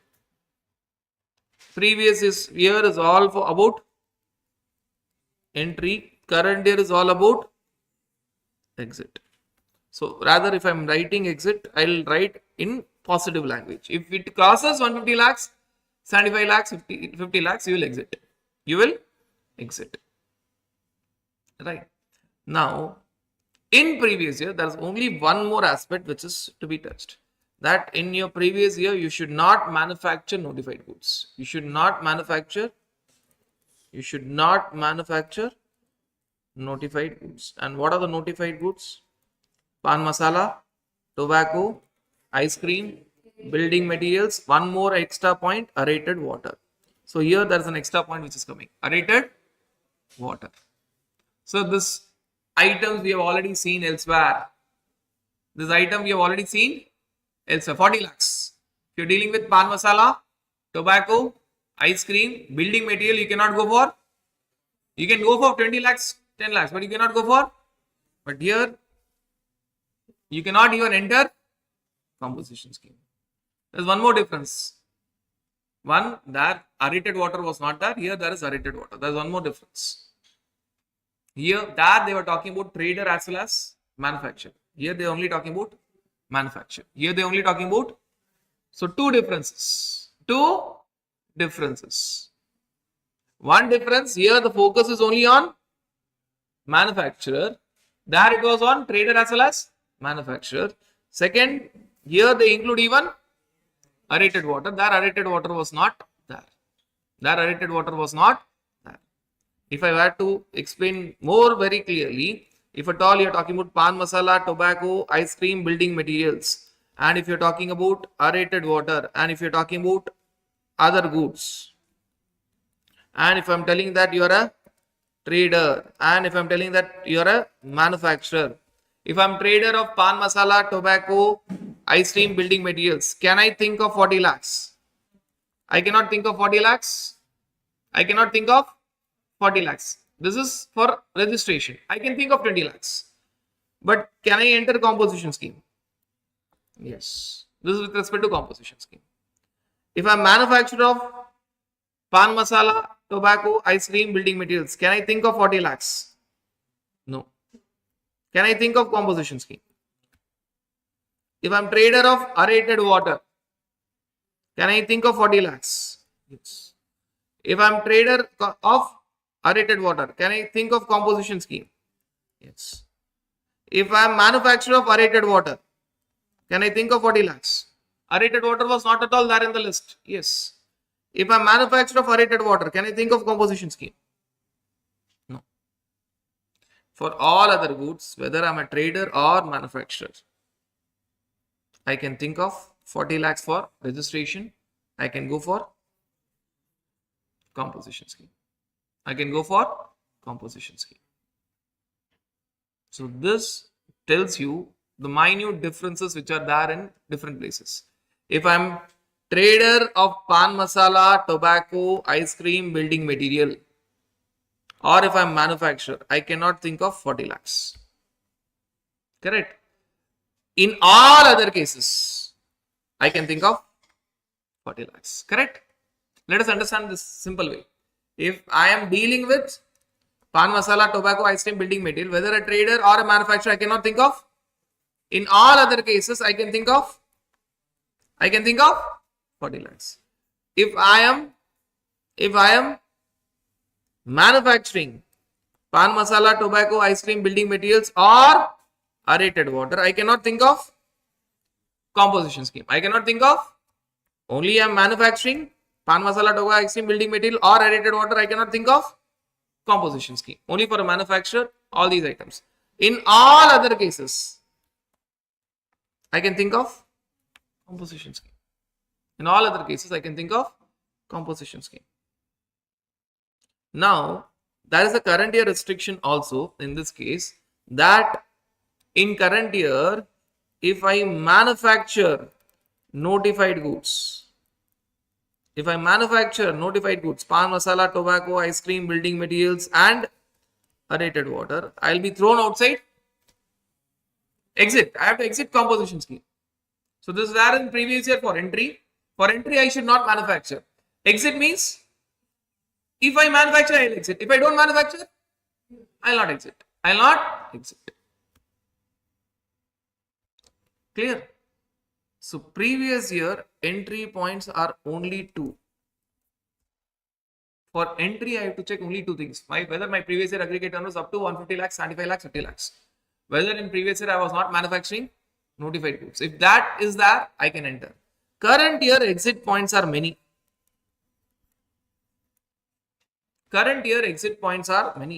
In current year, there is one more exit point that we have discussed. In current year, my service limit crosses the inner limit. What is the inner limit? 10% of previous year state turnover or 5 lakhs, whichever is. So that is one more point. So this is, I'll write it as 1A, 1B based on numbers. 1A, 1B based on number. I have to check 2 things. In current year, my aggregate turnover should not cross 150 lakhs, 75 lakhs, 50 lakhs. Plus, in current year, my service limit should not cross inner limit. 10% of previous year state turnover of 5 lakhs, which is higher. And this point is relevant only and only for. All other points are relevant for normal and special, but this point is relevant only for normal composition scheme. Now there are other conditions, because this inner service limit is only there for normal composition scheme. So this point is relevant only for normal comp. All other points are applicable both for normal composition scheme and there's no difference. All other points are applicable equally for normal composition scheme. And why this point is applicable only for normal composition scheme? Because inner limit of service is there only in normal composition scheme. Goods plus small services. Restaurant outdoor catering plus small services. It is relevant only for normal composition scheme. Now other important areas, that if at all I am CTP, NRTP, special persons, casual taxable person, non-resident taxable person in current year, go outside Go outside. If I'm taking a temporary registration in terms of casual taxable person or NRDP, go outside. Go outside composition scheme. Or if at all I'm dealing with non-taxable supply, which means I'm dealing with alcoholic liquor for human consumption or fine notified petroleum products, go outside composition scheme. Go outside composition scheme. Or if I'm making interstate outward supply, interstate one state to another state, outward supply. Inward supply is allowed, outward supply is not allowed. Go outside composition scheme. Go outside composition scheme. Or if at all I'm supplying,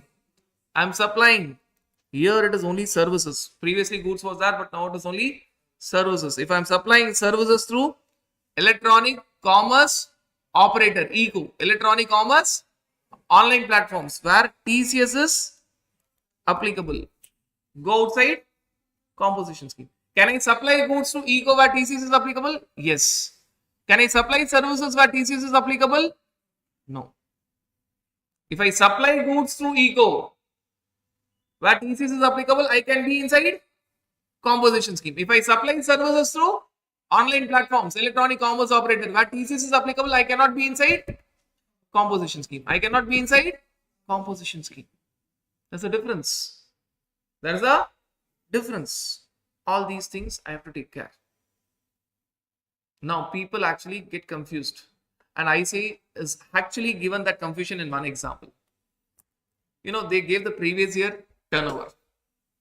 They gave the previous year aggregate turnover to calculate it. Supposing they gave that you're there in Maharashtra dealing with goods. There in Maharashtra dealing with, in the turnover, they gave that you're dealing with alcoholic liquor. You're dealing with alcoholic liquor. They gave a turnover of alcoholic liquor for human consumption. In the previous year aggregate turnover, they gave that you are also having interstate outward supply. Interstate outward supply. Interstate. So when you calculated the turnover, which includes alcoholic liquor for human consumption, non-taxable supply, which includes interstate outward supply, you found that the turnover is 140 lakhs. You found that the turnover is 140 lakhs. So what was the question all about?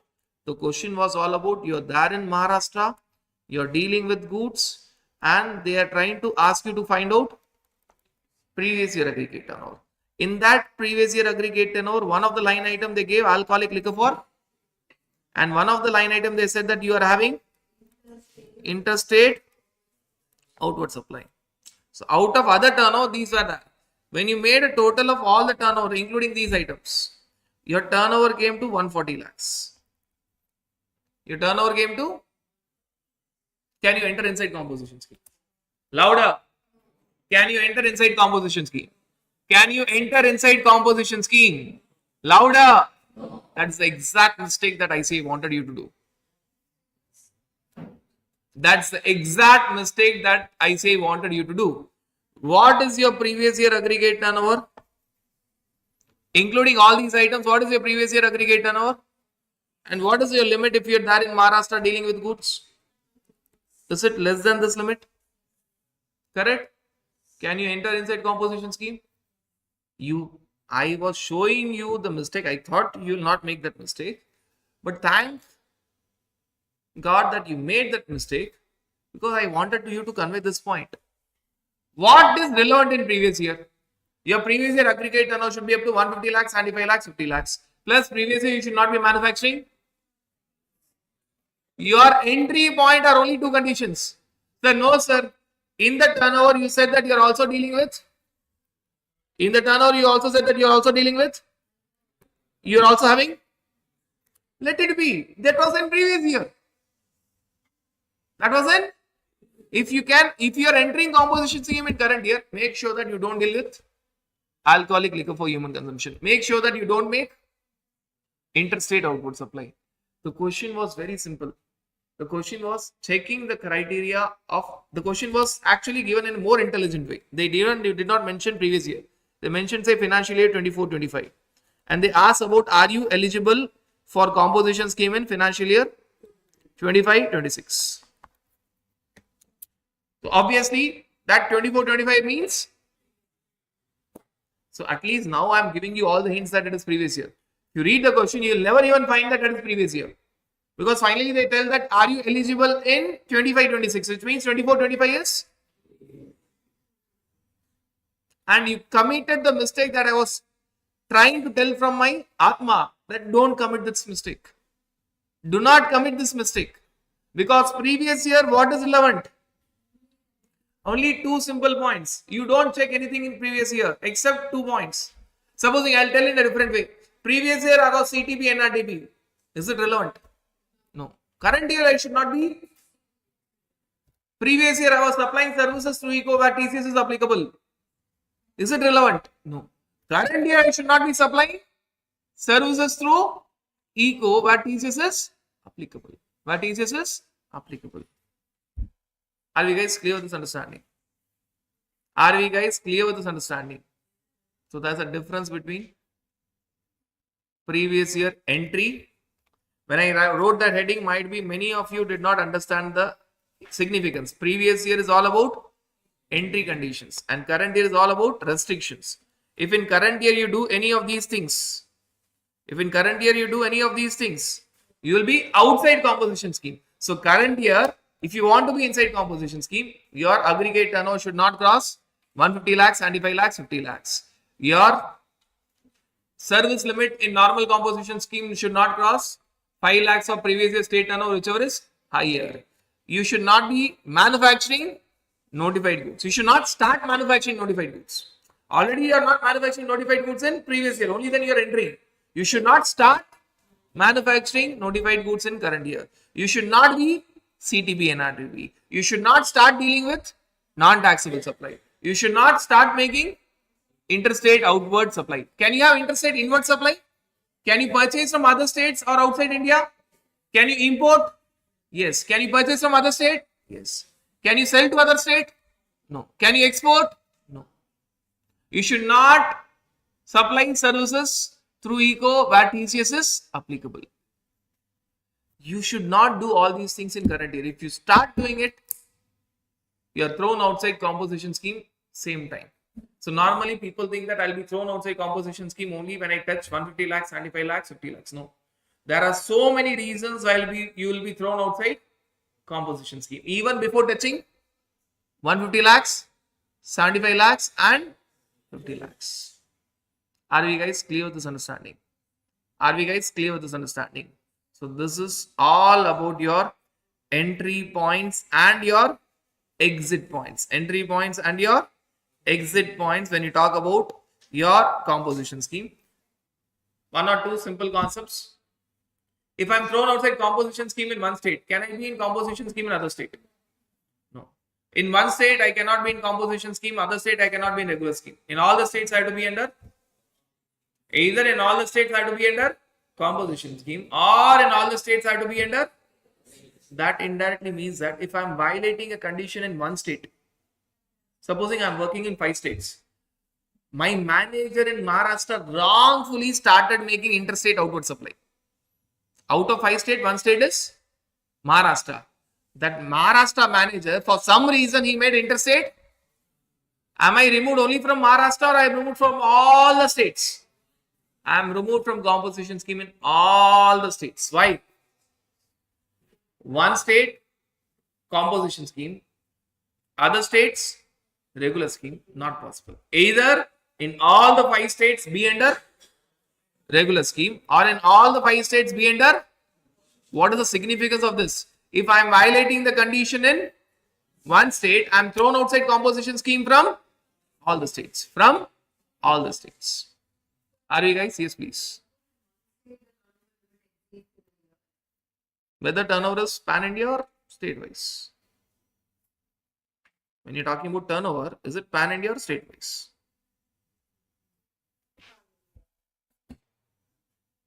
Right. So when you're talking about turnover, will you see exit turnover, whether it is pan-India aggregate turnover or state-wise aggregate turnover, 150 lakhs, 75 lakhs, 50 lakhs. So your point is ruled out there itself because you have to see pan-India. You have to see Pan India. This point will be relevant if in one state I am crossing the service limit, not service limit, 10% of previous year state turnover or 5 lakhs. I am violating that service limit in, I'll be thrown outside. So understand, except for this point, which is seen pan India, which means if you're violating it, you're violating automatically in all the states. All the other conditions starting from 1B, 2, 3, 4, 5, 6, which you may violate only in, but you're thrown outside in. But this first 1A condition is not seen state-wise. It is seen automatically. So automatically all the states is the answer. Automatically all the states is the answer. Right. So this is all about your entry and exit. And one again special point, if you're under composition scheme, should you pay RCM? Yes. Just because you're under composition scheme, you cannot tell that I'll not pay RCM. You will not tell that I'll not pay RCM. Even if you're under composition scheme, you're required to pay RCM. You're required to pay, point number 1. Even if you're under composition scheme, you're required to pay. And when you pay RCM, it is not 156%, it is normal rate.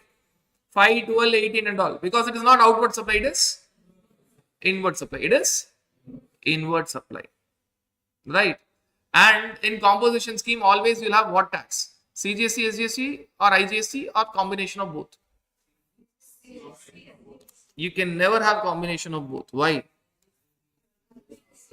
You can never have interstate outward supply, which means you'll always have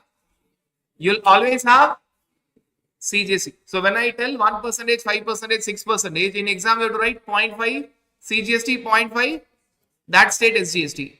5%, 2.5, CGST 2.5, that state SGST. 6%, 3%, CGST 3%, that state SGST. You can never ever have. What is in current year? You can have only what? Intrastate. Can you make sales to other state? No. Can you make export? So what is the significance? You will have only sale within the. Can you purchase from other state? Yes. On your purchase, you can have IGST. Can you import from outside India? Yes. But sale portion will be only within the state. Purchase can be within the state, outside India. But sale should be only within the state. You will always have CGST and SGST. You will always have CGST and SGST. But when you talk about RCM, is it your purchase or sale? So in RCM, there are 3 important points that you have to understand. Even if you're under composition scheme, you can have RCM. When it is RCM, it can be CGST, SGST or it can be IGST, depending on from where you're getting. Second, the rate will not be 156, the rate will be normal rate. 5% or 12% or 18% or 28% because it is your inward supply. And third thing, normally when you talk about RCM, you pay by one hand, cash ledger, you get the credit in, other hand credit ledger. You pay by one hand, cash ledger, you get the credit in, other hand credit ledger. But for composition scheme, you pay by one hand, cash ledger, you don't get the credit. Why? In composition scheme, you will not get any credit. You will not get any credit. Right. So that completes all the minute aspects of your composition scheme. You beat your entry point or beat your exit point. That is all about the number area. First, what we saw was number area. We only saw the numbers when it is 150, 75, 50 lakhs, etc., etc., etc. Or we only saw the number of 1%, 5%, 6%. Then we brought other conceptual points and telling that you cannot do all these things. And when we brought it, it was very clearly said, be very careful.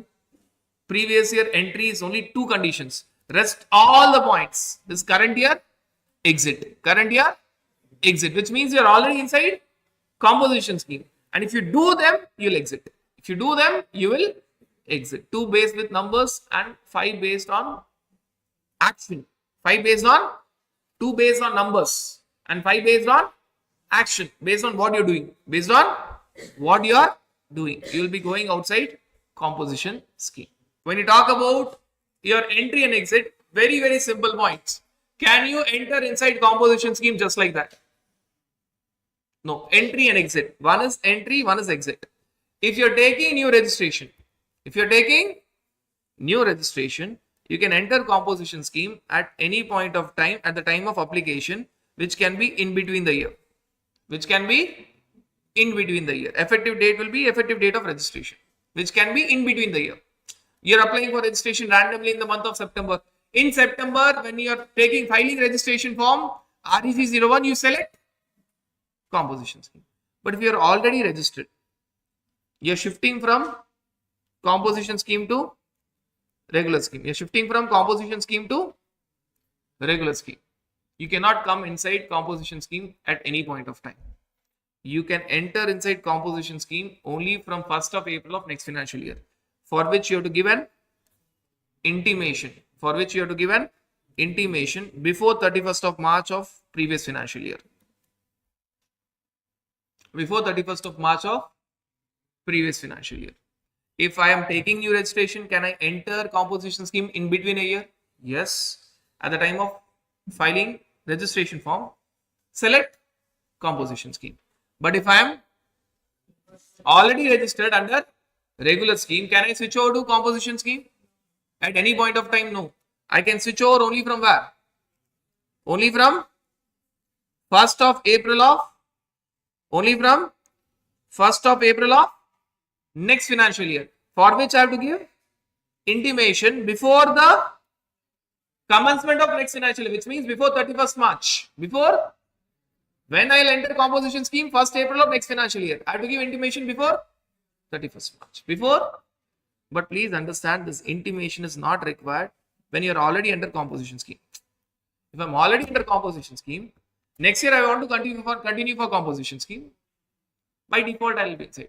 When it is required, when I am switching over from regular scheme to composition scheme, regular scheme to composition scheme.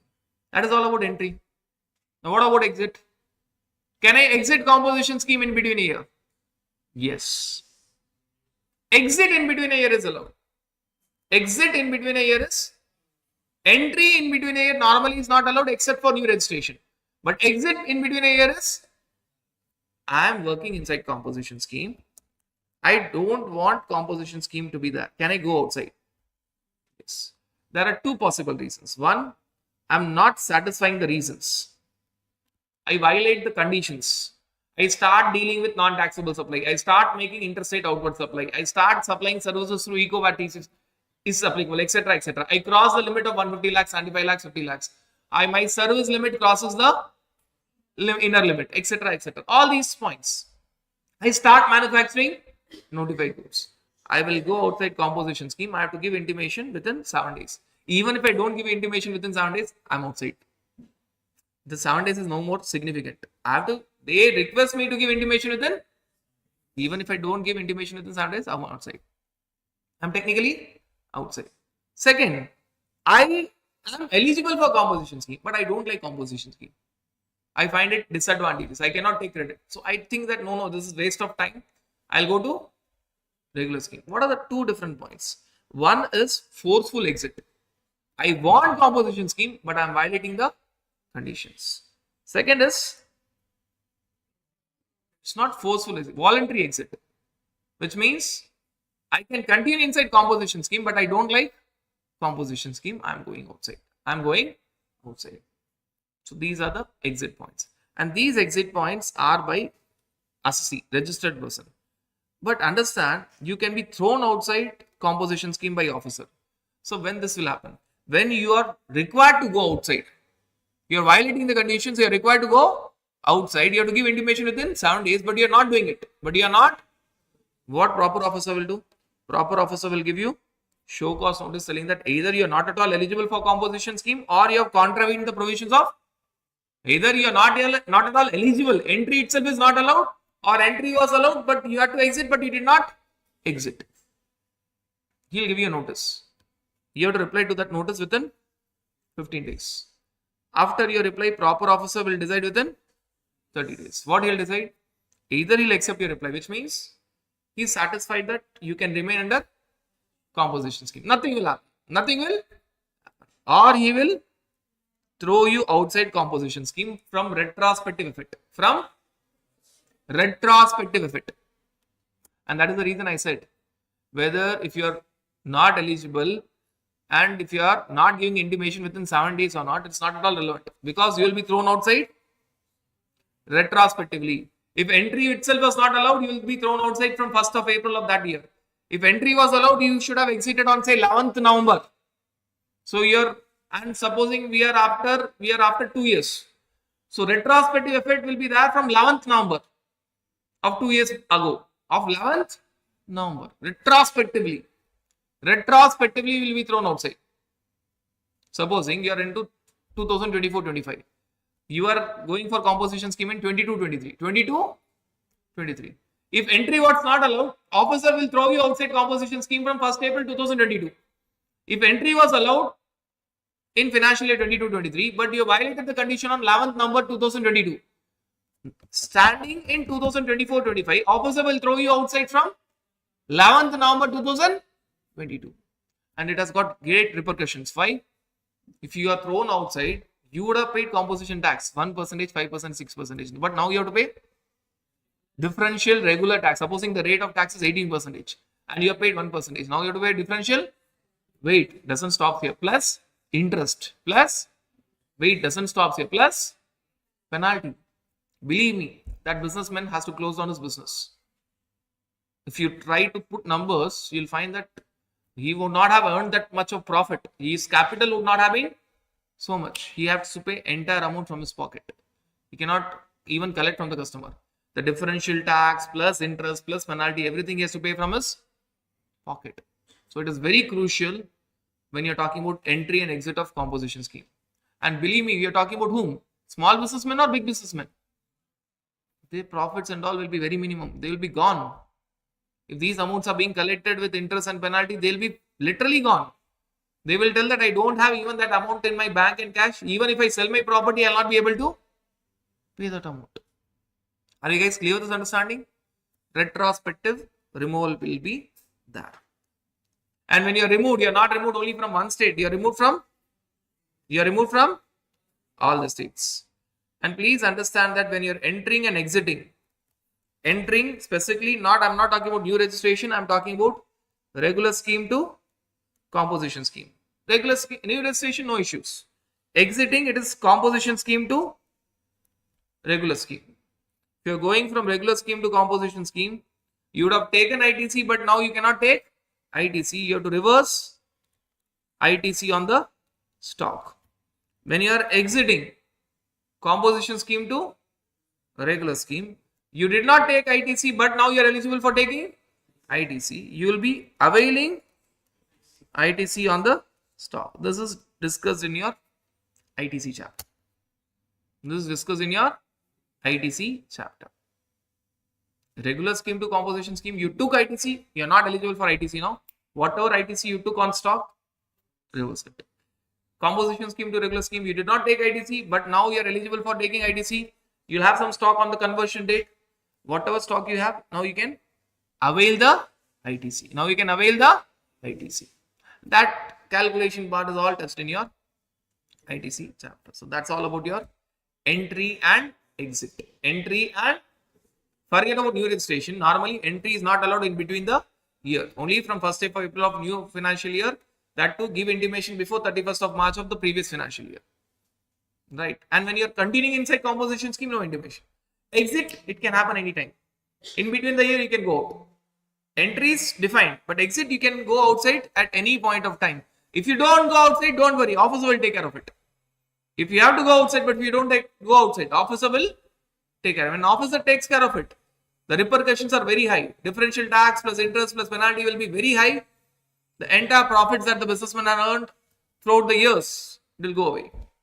So better is, if you are violating the condition, you yourself go outside, there will be no repercussions. But if you are thrown outside by the officer, the repercussions are very high, because when he throws out, he will be throwing out retrospectively. He will be throwing out with past date effect. So the repercussions will be very, very high. So that's all about your entry and exit of your composition scheme.